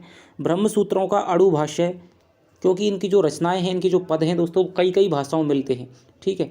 गुजराती का भी प्रभाव है, राजस्थानी का भी पूर्ण राजस्थानी में भी मिलते हैं, ब्रजभाषा में भी, ठीक है, ब्रजभाषा मिश्रित राजस्थानी में भी मिलते हैं। तो जो मुख्यतः इनकी जो पूर्ण जो मूल भाषा है वो इनकी राजस्थानी मिश्रित ब्रजभाषा है, क्योंकि ये दोस्तों वृंदावन वगैरह में भी विहार करती रही थी। घर से इनको क्या है आरोप लगाए जाते तो इन्होंने क्या है छोड़ दिया, और जगह जगह भटकती रही थी। तो विभिन्न बोलियों की जो शब्द हैं, इनकी जो पदों हैं उनके में शामिल हो गए हैं। ब्रह्म सूत्रों का अड़ु भाष्य किस आचार्य ने लिखा है? तो ये लिखा है आपके बल्लवाचार्य जी लिख देंगे। ब्रह्म सूत्रों का अड़ु भाष्य है दोस्तों। गोसाई विट्ठलनाथ जी का जन्म है वो कब हुआ था? तो गोसाई विट्ठलनाथ जी का जन्म हो रहा है आपके 1515 में हो रहा है गोसाई विट्ठलनाथ जी का जन्म। रसखान की किस रचना में राधा कृष्ण को मालिन और माली मान करके प्रेमोद्यान का वर्णन करते हुए प्रेम के गूढ़ तत्व का सूक्ष्म विवेचन किया गया है? तो ये किया गया है आपके प्रेम वाटिका में, ठीक है। मुख्यतः इनकी कृति है दोस्तों रसखान की प्रेम वाटिका। मीराबाई का समय इनमें से क्या है? तो मीराबाई के जन्म के विषय में तो दोस्तों विवादित रहा ही है कि कब इनकी शादी, कुछ बहुत पहले मानते हैं, कुछ बाद में मानते हैं, ठीक है। डॉक्टर नगेंद्र का मत है यहाँ पर ज़्यादा समीचीन माना जाता है, प्रमाणिक माना जाता है। तो 386 मीराबाई का समय इनमें से क्या है? इनका जो समय हो जाएगा वो हो जाएगा दोस्तों आपके 16वीं शताब्दी, ठीक है, 16वीं शताब्दी हो जाएगी, क्योंकि इनके जो पति हैं भोजराज वो राणा सांगा के साथ में युद्ध में क्या है मृत्यु को प्राप्त हो गए थे। तो आप जानते हैं राणा सांगा का समय है 1500 से यदि ऊपर आएंगे तो फिर हम क्या है 16वीं शताब्दी नाम दे देते हैं। कौन सी रचना नंददास की नहीं है? अनेकार्थ मंजरी, रासपंचाध्यायी तो प्रेम वाटिका है, वो आपकी रसखान की है। वृंदावन में मीरा की भेंट किस कृष्ण भक्त कवि से हुई थी? तो दोस्तों ये जो भक्त हैं वो आप ऊपर आ चुके हैं, जो चैतन्य के कृष्ण चैतन्य के जो शिष्य थे उन्हीं में से एक हैं। तो जीव गोस्वामी से दोस्तों इनकी भेंट हुई थी, ठीक है। ये क्या है जीव गोस्वामी का, मैं इनको किस्सा सुनाता हूँ कि जो मुक्तिपथ है रवि चतुर्वेदी का एक नाटक है, ठीक है, वहाँ पर उसमें क्या है उसमें बता रखा है कि, और वैसे भी इनके बारे में प्रसिद्ध है कि जीव गोस्वामी है, ये क्या है स्त्रियों का क्या है मुंह नहीं देखते थे, बिल्कुल स्त्रियों से मिलते ही नहीं थे। मीरा जाती हैं वृंदावन में, ये भाई पूछते हैं कि वे जीव गोस्वामी अपने क्या है विषय के प्रकांड विद्वत हैं, ठीक है, और भक्ति की क्या है राह जान सकते हैं, मुक्ति की मार्ग बता सकते हैं, तो कुछ ना कुछ बताएंगे, ठीक है। तो इन्होंने मीरा ने क्या है इनसे मिलने का आग्रह किया था, तो इन्होंने मना कर दिया गया था, ठीक है, और किसी से नहीं मिलते थे स्त्री से। तो मीरा ने इनको कहा, जिसको इन्होंने कहा था कि भाई जीव गोस्वामी को बुला लाई, तो उस व्यक्ति से कहा कि जाओ उन्हें ये कह करके कह दीजिए। वो व्यक्ति कहता है कि भाई वे हमारे जो गुरु हैं वो स्त्रियों से नहीं मिलते हैं। तो मीरा उससे कहती है कि उनको ये जा करके कहिए कि एक पुरुष, पूर्ण पुरुष, संपूर्ण पुरुष तो क्या है एक योगेश्वर श्री कृष्ण है, बाकी सब तो हम क्या है उसकी गोपियाँ हैं। तो ये वो जब जा कर के कहता है तो फिर क्या है, उनका क्या है, हृदय परिवर्तन हो जाता है और वो समझ जाते हैं कि ये कोई साधारण स्त्री नहीं है। तब वो आकर के जब मिलते हैं और ये दोस्तों क्या सलाह देते हैं कि भाई आप द्वारका वगैरह चला जाइए। युगल शतक किस संप्रदाय से संबंधित है? तो युगल शतक है वो आपके दोस्तों क्या है, निम्बार्क संप्रदाय से संबंधित है।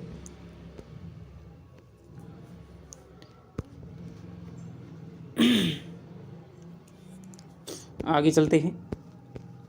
सूरदास के उस ग्रंथ का नाम बताइए जिसमें रीति निरूपण हुआ है। तो सूरदास का दोस्तों लक्षण ग्रंथ या फिर रीति निरूपण नायिका भेद का ग्रंथ आपका ये हो जाएगा, कौन सा है, ये हो जाएगा आपके साहित्य लहरी। ठीक है, इनमें से कौन सा कवि जन्मकाल के अनुसार सबसे पहले क्रम पर होना चाहिए? तो सबसे वरिष्ठ दोस्तों यहाँ पर वही आगे बात, सबसे वरिष्ठ कवि कौन से थे? तो सबसे वरिष्ठ कवि थे आपके कुम्भन दास। ठीक है, कुम्भन दास के बाद में सूरदास आ जाता है। ठीक है, गौरांग का संबंध किस संप्रदाय से था? तो गौरांग का जो संबंध है वो हो जाएगा आपके चैतन्य संप्रदाय से। ठीक है, गौरांग महाप्रभु तो चैतन्य संप्रदाय से इनका संबंध हो जाएगा। आगे चलते हैं। आगे होने वाले कवियों की श्रृंगार और वात्सल्य की उक्तियाँ सूर की झूठन से जान पड़ती हैं। यह कथन दोस्तों आपके आचार्य रामचंद्र शुक्ल का हो जाएगा। ठीक है, रामचंद्र शुक्ल का हो जाएगा। सुदामा चरित्र के रचयिता इनमें से कौन है? रसखान, सूरदास, नरोत्तम दास और आपके ध्रुवदास। तो आप जानते हैं सुदामा चरित्र बहुत ही फेमस है। ठीक है, पानी परात को हाथ छुओ नहीं, नैनन के जल सौ पग धोए। तो ये आपकी हो जाएगी किसकी? नरोत्तम दास की हो जाएगी। ठीक है, नरोत्तम स्वामी अलग हैं जो आधुनिक काल में आते हैं, जिन्होंने अलंकार पारिजात नामक जो काव्यांग विवेचन की जो किताब लिखी है। ठीक है, काहे को गोपीनाथ कहावत पद है वो किसका है? तो ये है दोस्तों आपके पद है वो हो जाएगा आपके सूरदास का। ठीक है, कि तू क्यों जब आप गोपियों से मिलता नहीं है तो क्यों तू गोपीनाथ कहता अपने को कहता है। तो निम्नलिखित सूक्तियों को सुमेलित कीजिए। तो उनमें आपको ऊपर रचना बताई थी। भ्रमर गीत हो जाएगा किसकी? भ्रमर गीत हो जाएगी आपके सूरदास की हो जाएगी। भंवर गीत हो जाएगी नंददास की। भ्रमर दूत हो जाएगी दोस्तों आपके सत्यनारायण कवि रत्न की। और उद्धव शतक हो जाएगी जगन्नाथ दास रत्नाकर की। तो बहुत ही प्रमुख रचनाएं हैं। सुमेलित आपको आपका जन्म दिवस है वो करना है। तो सूरदास का जो जन्म हुआ था वो हुआ था आपके 1478 में हुआ था। नंददास का दोस्तों मैंने आपको बताया था 1533 में हुआ था। मीरा का और रसखान का भी मैंने आपको बताया था 1533 में हुआ था। नहीं दोस्तों, ये आपका हमने थोड़ा सा हमने यहाँ पर देखा नहीं। सूरदास का हुआ था 1478 में। नंददास का भी 1533 में हुआ था, लेकिन 1583 में दोस्तों इनकी मृत्यु हो गई थी। तो 1583 ये वाला इनका है और रसखान का ये वाला है। ठीक है, 1614 में इन्होंने प्रेम वाटिका लिखी थी और 18 में इनकी मृत्यु हो गई थी। मीराबाई का जो जन्म है दोस्तों वो 1504 है और 1563 ये भी तर्कसंगत नहीं, कुछ अलग मानते हैं, 58 तक मानते हैं मृत्यु। ठीक है, शुक्ल जी 1516 के लगभग में मानते हैं। ठीक है, तो ये वाला है। आगे चलते हैं। अष्ट सखाओं के लीलात्मक स्वरूप आदि का विस्तार पूर्वक उल्लेख किस ग्रंथ में मिलता है? अष्ट सखाओं के लीलात्मक स्वरूप आदि का विस्तार पूर्वक उल्लेख मिलता है आपके रस प्रकाश, भाव प्रकाश, भक्त नामावली, भक्तमाल। तो ये आपके भाव प्रकाश में मिलता है। आगे चलते हैं। पूर्व मीमांसा भाष्य के रचनाकार कौन हैं? तो ये हो जाएंगे आपके वल्लभाचार्य हो जाएंगे। वल्लभाचार्य के संपर्क में आने से पूर्व सूर किस प्रकार की भक्ति करते थे? तो ये दोस्तों आपके दास्य भाव की करते थे। मैंने आपको बता दिया है कि सूर हवे के क्यों ज्ञात है। वल्लभाचार्य ने सूरदास से कहा था, उसके बाद में ये दास्य भाव की भक्ति को छोड़ करके और सख्य भाव की भक्ति करने लग गए। तो ये मानते थे कि भाई भगवान के जब तक आप खुद को बराबर नहीं समझोगे, बराबर का जब तक तुम अधिकार नहीं मांगोगे, तब तक क्या है भगवान की प्राप्ति नहीं होगी। तो इन्होंने सखा बनाया कृष्ण को और इन्होंने तभी इन्हें बाल लीलाओं की क्या है इन्होंने वर्णन करना शुरू किया। विमल बुद्धि गुण और की जो यह गुनी सिरवनी धरे, सूर कवित सुनी कौन कवि जो सिर नहीं चालन करे। बहुत ही दोस्तों प्रसिद्ध पंक्ति है, नावादास से उठाई गई है, सूरदास के बारे में जो नावादास ने कहा है। ठीक है, कबीर कहानी राखिनी वर्णाश्रम सठ दर्शनी, ये दोस्तों कबीर के बारे में कही गई है। तो मीरा के बारे में, बहुत से कवियों के बारे में 316 छप्पों में 200 कवियों का जो जीवन वृत्त है वो आपके नावादास जी कहते हैं। भ्रमर गीत का मुख्य आधार क्या रहा है? तो दोस्तों श्रीमद् भागवत का जो आपका 10वां स्कंद है, ठीक है, 46वें 47वें जो अध्याय हैं 10वें स्कंद के, वो आपका क्या रहा है। उसमें कुल 12 स्कंद हैं। इसके जो भाग है उसको क्या है स्कंद की संज्ञा दी जाती है। जिस प्रकार रामचरितमानस का गान करने वाले भक्त कवियों में गोस्वामी तुलसीदास जी का स्थान श्रेष्ठ है, उसी प्रकार कृष्णचरित का गाने वाले भक्त कवियों में महात्मा सूरदास जी का। वास्तव में ये हिंदी कवि गगन के सूर्य और चंद्र हैं। किसकी काव्य पंक्तियाँ हैं? तो ये जो काव्य पंक्तियाँ हो जाएंगी दोस्तों आपकी हो जाएंगी राजा रामचंद्र शुक्ल की हो जाएंगी। ठीक, नगेंद्र नहीं दोस्तों, ये रामचंद्र शुक्ल हो जाएगा। ठीक है, श्रृंगार और वात्सल्य के क्षेत्र में जहाँ तक इनकी दृष्टि पहुँची है वहाँ तक किसी कवि की नहीं पहुँची, तो ये भी दोस्तों शुक्ल की पंक्ति हो जाएगी। इन दोनों क्षेत्रों तक तो महाकवि ने मानो औरों के लिए कुछ छोड़ा ही नहीं, ये श्रृंगार और वात्सल्य का कोना कोना झांकाए हैं, तो ये भी आपकी क्या है आचार्य रामचंद्र शुक्ल की हो जाएगी। ताही छन उड़राज उदित रंग राज सहायक कुमकुम मंडित बदन प्रिया जनु नागरी नायक, ये पंक्तियाँ हैं दोस्तों आपकी 11वीं वाली में जो पुस्तक है उसमें भी ये आपका दे रखी हैं ये पंक्तियाँ, और ये पंक्तियाँ हो जाएंगी आपकी किसकी? नंददास की पंक्तियाँ हो जाएंगी। मोमन गिरवर, ये गिरधन नहीं है दोस्तों, गिरवर है। ठीक है, मोमन गिरवर छवि पे अटक्यो ललित त्रिभंग चाल पे चल के चिबुक चारे घड़ी ठटक्यो है। किसकी पंक्ति है? तो ये जो पंक्ति है वो हो जाएगी आपके कृष्णदास की दोस्तों। ठीक है, कृष्णदास हैं, इनको दोस्तों विट्ठलनाथ जी है, इन्होंने दोस्तों क्या है श्रीनाथ जी के मंदिर में प्रबंध पटुता का कार्य दे दिया गया था। और एकमात्र दोस्तों ये क्या है ऐसे कवि हैं जिनकी मातृभाषा ब्रजभाषा नहीं थी या हिंदी नहीं थी, तो ये गुजराती कवि हैं। और इन्होंने दोस्तों 1 साल के अंदर ही इन्होंने ब्रजभाषा पर अपना इस प्रकार अधिकार कर लिया कि शुक्ल को कहना पड़ा कि इस कवि को देख करके लगता नहीं है कि इसकी मातृभाषा कुछ अलग और ब्रजभाषा के सिवाय और कुछ रही होगी। तो ये इनमें क्या है प्रबंध पटुता का बहुत ही गुण था, इसलिए इनको क्या है मंदिर में क्या है प्रबंध पटुता का कार्य दिया गया था कृष्णदास को। कहा करो बैकुंठ ही जाए जानी नंद जानी यशोदा जहाँ नहीं गोपाल ही गाय, तो ये जो पंक्तियाँ हैं दोस्तों वो हो जाएंगी आपके परमानंद दास की। जुगलभान चरित्र की किसकी रचना है? तो जुगलभान चरित्र है वो आपकी रचना हो जाएगी आपके कृष्णदास की। आगे चलते हैं, हितजू को मंगल किसकी रचनाएं हैं? तो हितजू को मंगल है वो आपके चतुर्भुज दास की रचना हो जाएगी। ठीक है, 2 चतुर्भुज दास आते हैं, ध्यान रखिएगा, एक आपका चैतन्य गौड़ीय संप्रदाय में आता है और एक आपका अष्टछाप में आता है। राधा सुधा निधि के रचनाकार कौन है? तो राधा सुधा निधि हो जाएगी आपके हित हरवंश की हो जाएगी। ठीक है, स्वस्ति श्री तुलसी कुल भूषण दूषण हरन गोसाई 12 बार प्रणाम करो अब हरऊ शोक समुदाई, ये जो पंक्ति हैं दोस्तों ये आपके मीराबाई की हो जाएंगी, ध्यान रखना बहुत ही आपकी इंपॉर्टेंट पंक्ति हैं। तुलसीदास के क्या है ये रैदास को अपना क्या है गुरु मानती थी, लेकिन तुलसीदास से इन्होंने एक बार मिलने की अभिलाषा की और इन्होंने ये पंक्तियां लिख करके तुलसीदास को भेजी। तो तुलसीदास ने इसके उत्तर में दोस्तों लिखा था कि जाके प्रिय न राम बेदेई, जो कि विनय पत्रिका की पंक्तियां हैं, जाके प्रिय न राम बेदेई तजिए ताही कोटि सम यद्यपि परम स्नेही। ठीक है, नरसी जीरा मायवा किसकी रचना है? ये आपकी मीराबाई की हो जाएगी। 13 लाख संडीले आए सब साधन मिले गटके सूरदास मनमोहन आदि रातई सटके, तो किसकी पंक्ति है? तो ये दोस्तों क्या है ये पंक्ति जो हो जाएगी आपके ये पंक्ति है सूरदास मदन मोहन की।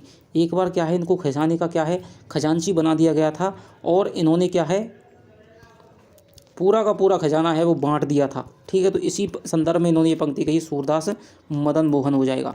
मन रे परस हरीरे चरण सुवग शीतल कमल कोमल त्रिविध ज्वाला हरण, तो मीराबाई की जो पदावली उसमें भी आपका ये पद लगा हुआ है, तो ये जो पद है दोस्तों वो हो जाएगा आपके मीराबाई की। दानलीला किसकी रचना है? तो दानलीला हो जाएगी आपके नंददास की रचना हो जाएगी। ठीक है, दानलीला कईयों की रचनाएं हैं। भक्ति रसामृत सिंधु दोस्तों बहुत ही आपकी मुख्य है, काव्य शास्त्र में आपकी मिलती है, जहाँ पर आपके रसों का पढ़ते हैं तो वहाँ पर ये आपके रूप गोस्वामी ने दोस्तों इसी के आधार पर क्या है भक्ति को क्या है आपका एक रस घोषित किया था, 11वां रस है वो घोषित किया था भक्ति का। ठीक है, 9 रस माने गए थे, उसके बाद में आपके 2 रस हैं, एक आपका क्या है वात्सल्य रस है वो आपके विश्वनाथ ने, और 11वां रस है वो आपके रूप गोस्वामी ने भक्ति रसामृत सिंधु में। शोभित कर नवनीत लिए घुटरनु चलत रेणु तन मंडित मुग्धदि लेप किए, तो ये जो पंक्ति है वो आपकी हो जाएगी सूरदास की हो जाएगी। जब से प्रीत श्याम ते कीनी तादिन मेरे इन नैननु नैको नींद ना लीनी, किसकी पंक्तियां हैं? तो ये जो पंक्तियां हैं वो हो जाएंगी आपके परमानंद दास की। किस भक्त कवि को 3000 कविताएं लिखने का श्रेय प्राप्त है? तो ये जो प्राप्त है दोस्तों रहीम को प्राप्त है। ठीक है, खेत कोटकम इनके प्रमुख जो ज्योतिष शास्त्र संबंधी ग्रंथ है।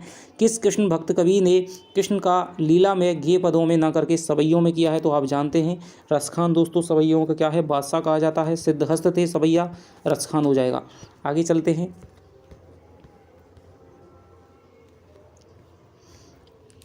निम्न में से कौन सा कृष्णोपासक भक्त आचार्य अपने समय का महान संगीतज्ञ भी था? तो ये दोस्तों जो आपके स्वामी हरिदास हैं, तानसेन के क्या हैं, ये गुरु थे और ये महान संगीतज्ञ भी थे। बल्लवाचार्य किसके शिष्य थे? तो बल्लवाचार्य हैं वो आपके विष्णु स्वामी के क्या है, शिष्य थे। विष्णु स्वामी रुद्र संप्रदाय से माने जाते हैं और इसका भी क्या है, दर्शन दोस्तों क्या है, शुद्धाद्वैतवाद है। और इसी को आधार बना करके बल्लवाचार्य ने क्या है, अपना मत चलाया था, पुष्टि मार्ग की स्थापना की और इसका भी दर्शन है वो शुद्धाद्वैतवाद है। ब्रह्म माया से सर्वथा अलिप्त अर्थात शुद्ध है, यह मूल स्थापना है निम्नलिखित दार्शनिक सिद्धांतों में से किसकी है? कि ब्रह्म है वो माया से क्या है, शुद्ध रहता है, उसमें लिप्त नहीं होता है, वो सब कुछ करता है, लीला करता है संसार में आकर के, लेकिन उसमें क्या है, मिलता नहीं है, वो माया से क्या है, धूमिल नहीं होता है, मलिन नहीं होता है, माया में पड़ता नहीं है। तो ये जो सिद्धांत है वो हो जाएगा दोस्तों, इसी का नाम क्या है, शुद्धाद्वैतवाद। ठीक है, तो अब शुद्धाद्वैतवाद जब भी आप याद करें तो शुद्ध का समझ लीजिए कि जो ईश्वर है वो क्रीड़ाएँ करता है, ठीक है, लीलाएं करता है, सब कुछ करता है, संसार में आता है, जन्म लेता है, सारी क्रीड़ाओं करके चले जाता है जैसे कृष्ण ने लिया, लेकिन वो क्या है, माया में क्या है, लिप्त नहीं होता है, माया उस पर अपना प्रभाव नहीं डाल पाती है। पुष्टि मार्ग के अंतर्गत पुष्टि का अर्थ क्या है? तो दोस्तों भगवत कृपा, जो भगवत अनुग्रह या कृपा है उसी को क्या है, पुष्टि कहा गया है। पुष्टि मार्गीय भक्ति संप्रदाय को किस नाम से जाना जाता है? तो ये दोस्तों आपका वल्लभ संप्रदाय के नाम से जाना जाता है।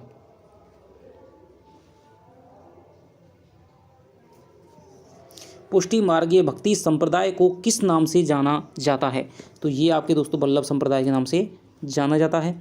ठीक है, संप्रदाय है अष्टछाप। दोस्तों अष्टछाप कोई संप्रदाय नहीं है, ध्यान रखना। ठीक है, अष्टछाप के 8 शिष्यों में से श्री वल्लभाचार्य के 4 शिष्यों के संबंध में कौन सा विकल्प सही है? तो वल्लभाचार्य के जो शिष्य थे आप जानते हैं, सूरदास, कुम्भनदास और आपके कृष्णदास, परमानंद दास। तो आपके देखते हैं कुम्भनदास, सूरदास, परमानंद, कृष्णदास, तो ये हो जाएंगे आपके चारों शिष्य। आगे चलते हैं, वल्लभ संप्रदाय के अंतर्गत निम्नलिखित में से सर्वाधिक महत्वपूर्ण क्या है? तो निम्नलिखित सर्वाधिक जो महत्वपूर्ण है दोस्तों यहाँ पर वल्लभाचार्य शिष्यों में, वल्लभाचार्य के संप्रदाय में माना गया है आपके सेवा विधि को। ठीक है, सेवा विधि को सर्वाधिक माना गया है। आगे चलते हैं, वल्लभ संप्रदाय के अंतर्गत आने वाली सेवा विधि मंगलाचरण, श्रृंगार, ग्वाल, राजयोग, उत्थापन, भोग, संध्या आरती और गायन को क्या कहा जाता है? तो ये दोस्तों जो सेवा है वो आप क्या है, अष्टयाम की सेवा कहलाती है, अष्टयाम की सेवा कहलाती है। सूरदास जी के भाव चित्रण में सर्वश्रेष्ठ ठहरता है। तो सूरदास जी के जो भाव चित्रण में दोस्तों सर्वश्रेष्ठ ठहरता है आपके वात्सल्य का वर्णन है, वात्सल्य के सम्राट कहे जाते हैं। प्रवास जनित वियोग के संदर्भ में सूर की काव्य कला का उत्कृष्ट निदर्शन कौन सा है? प्रवास जनित वियोग। ठीक है, प्रवास जनित वियोग क्या है? जिसका कहीं, जिसका प्रियतम है या कोई नायिका है वो क्या है, प्रवास कर गई हो कहीं पर और चली गई हो, तो इनका जो सर्वश्रेष्ठ निदर्शन माना जाता है वो हो जाएगा आपके भ्रमर गीत प्रसंग। ठीक है, प्रवासजन्य विरह के अंतर्गत आता है। दृष्टिकूट पद से क्या तात्पर्य है? तो दृष्टिकूट जो पद है वो हो जाएगा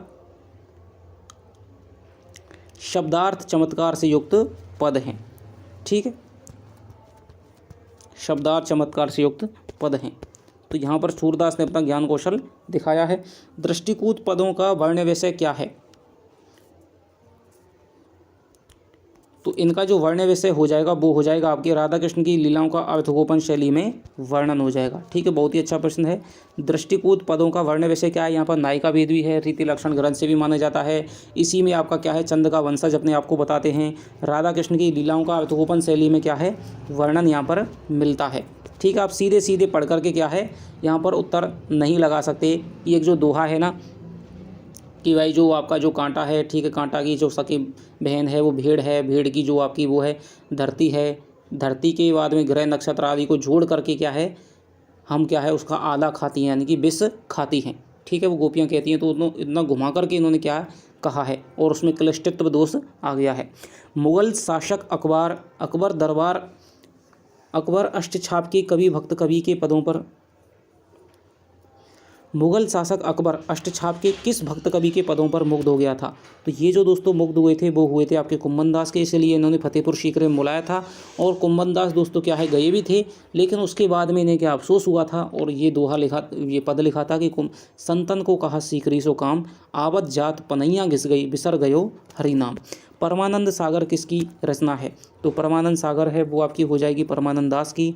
नंददास विरचित कौन सा ग्रंथ शब्दों के पर्यायवाची संग्रह के साथ साथ श्रृंगारिक भावाभिव्यक्ति की श्रेष्ठता का उदाहरण है? तो ये हो जाएगा दोस्तों आपके 435 का उत्तर हो जाएगा आपके मानमंजरी। ठीक है, मानमंजरी हो जाएगा। ये आपके क्या है?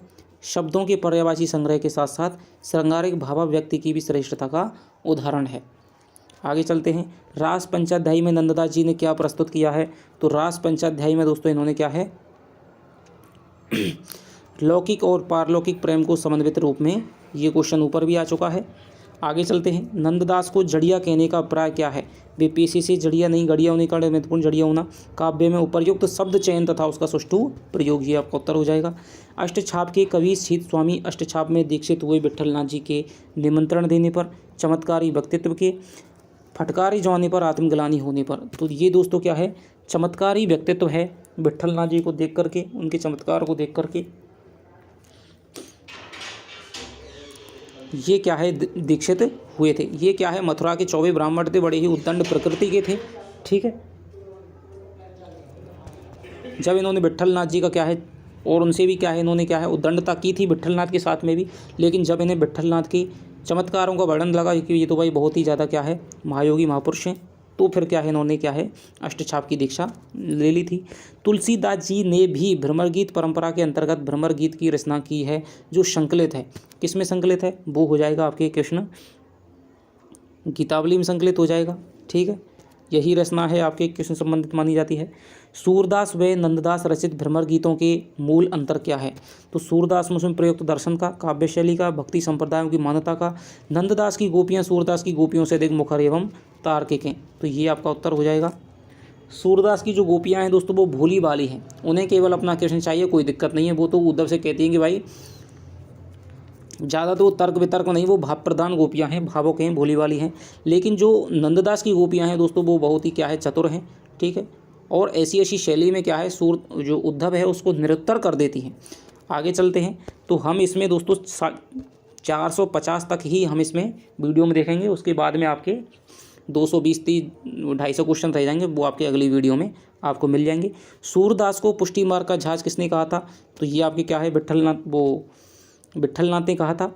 ठीक है, सखी संप्रदाय के प्रवर्तक कौन है? तो सखी संप्रदाय के प्रवर्तक हो जाएंगे आपके हरिदास हो जाएंगे। सूरदास का सर्वाधिक प्रसिद्ध ग्रंथ कौन सा माना जाता है? भ्रमर गीत माना जाता है। ठीक है, भ्रमर गीत दोस्तों इनका ग्रंथ नहीं है, ध्यान रखना, जल्दी में हो जाता है। भ्रमर गीत नहीं है, भ्रमर गीत क्या है, एक इनका अंश है सूरसागर का। तो सर्वाधिक जो प्रसिद्ध इनका ग्रंथ हो जाएगा वो सूरसागर हो जाएगा, उसी के अंतर्गत भ्रमर गीत है। ठीक है, तो सूरसागर इनका प्रसिद्ध ग्रंथ है। आचार्यों की छाप लगी हुई 8 वीणाएं श्री कृष्ण की प्रेम लीला का कीर्तन करने को उठी, जिनमें सबसे ऊंची सुरीली मधुर झंकार अंधे कवि सूरदास की वाणी की थी। यह कथन किस आलोचक ने कहा है? ये जो कथन है दोस्तों आचार्य रामचंद्र शुक्ल ने कहा है। और इनके मत को देख करके आप यहाँ भी लगा भी सकते हैं कि इन्होंने शुक्ल को क्या, वो सूरदास को क्या है, अंधा माना है। सूरदास के विषय में भी दोस्तों अंधे होने के बारे में विभिन्न मत हैं। एक जो मत है वो है सूरदास को अंधा मानता है, एक है दोस्तों वो क्या है, अंधा नहीं मानता है। तो जो हजारी प्रसाद द्विवेदी हैं वो इनको अंधा नहीं मानते हैं। आगे चलते हैं। अष्टछाप के कवियों में सूरदास के बाद किस कवि को प्रमुख कवि माना जाता है? तो नंददास को माना जाता है। मीराबाई के काव्य की प्रमुख विशेषता कौन सी है? भाषा एवं भाषा की अकृत्रिमता, सरल भाषा, वेदनापूर्ण व्यक्ति, रहस्यात्मकता। तो मीराबाई की जो काव्य की प्रमुख विशेषता है वो हो जाएगी दोस्तों आपके वेदनापूर्ण है, वो भक्ति है। ठीक है, ब्रह का क्या है, वहाँ पर विह्वलता दिखाई देती है। कृष्ण काव्य हरिचरित्र जो अवधी भाषा में रचित है उसके रचयिता कौन है? तो हरिचरित्र के जो रचयिता हो जाएंगे वो हो जाएंगे आपके लालच दास। ठीक है, अष्टयाम के रचनाकार कौन हो जाएंगे? तो अष्टयाम में बहुतों ने लिखी है। ठीक है, रीतिकाल में भी लिखी है, भक्तिकाल में भी लिखी है। तो यहाँ पर जो इनमें से उत्तर है वो हो जाएगा आपके अग्रदास ने अष्टयाम की रचना की है। अग्रदास राम भक्ति शाखा के जो कवि हैं, अग्र अली के नाम से रसिक भावना का समावेश करने वाले। भक्त नामावली,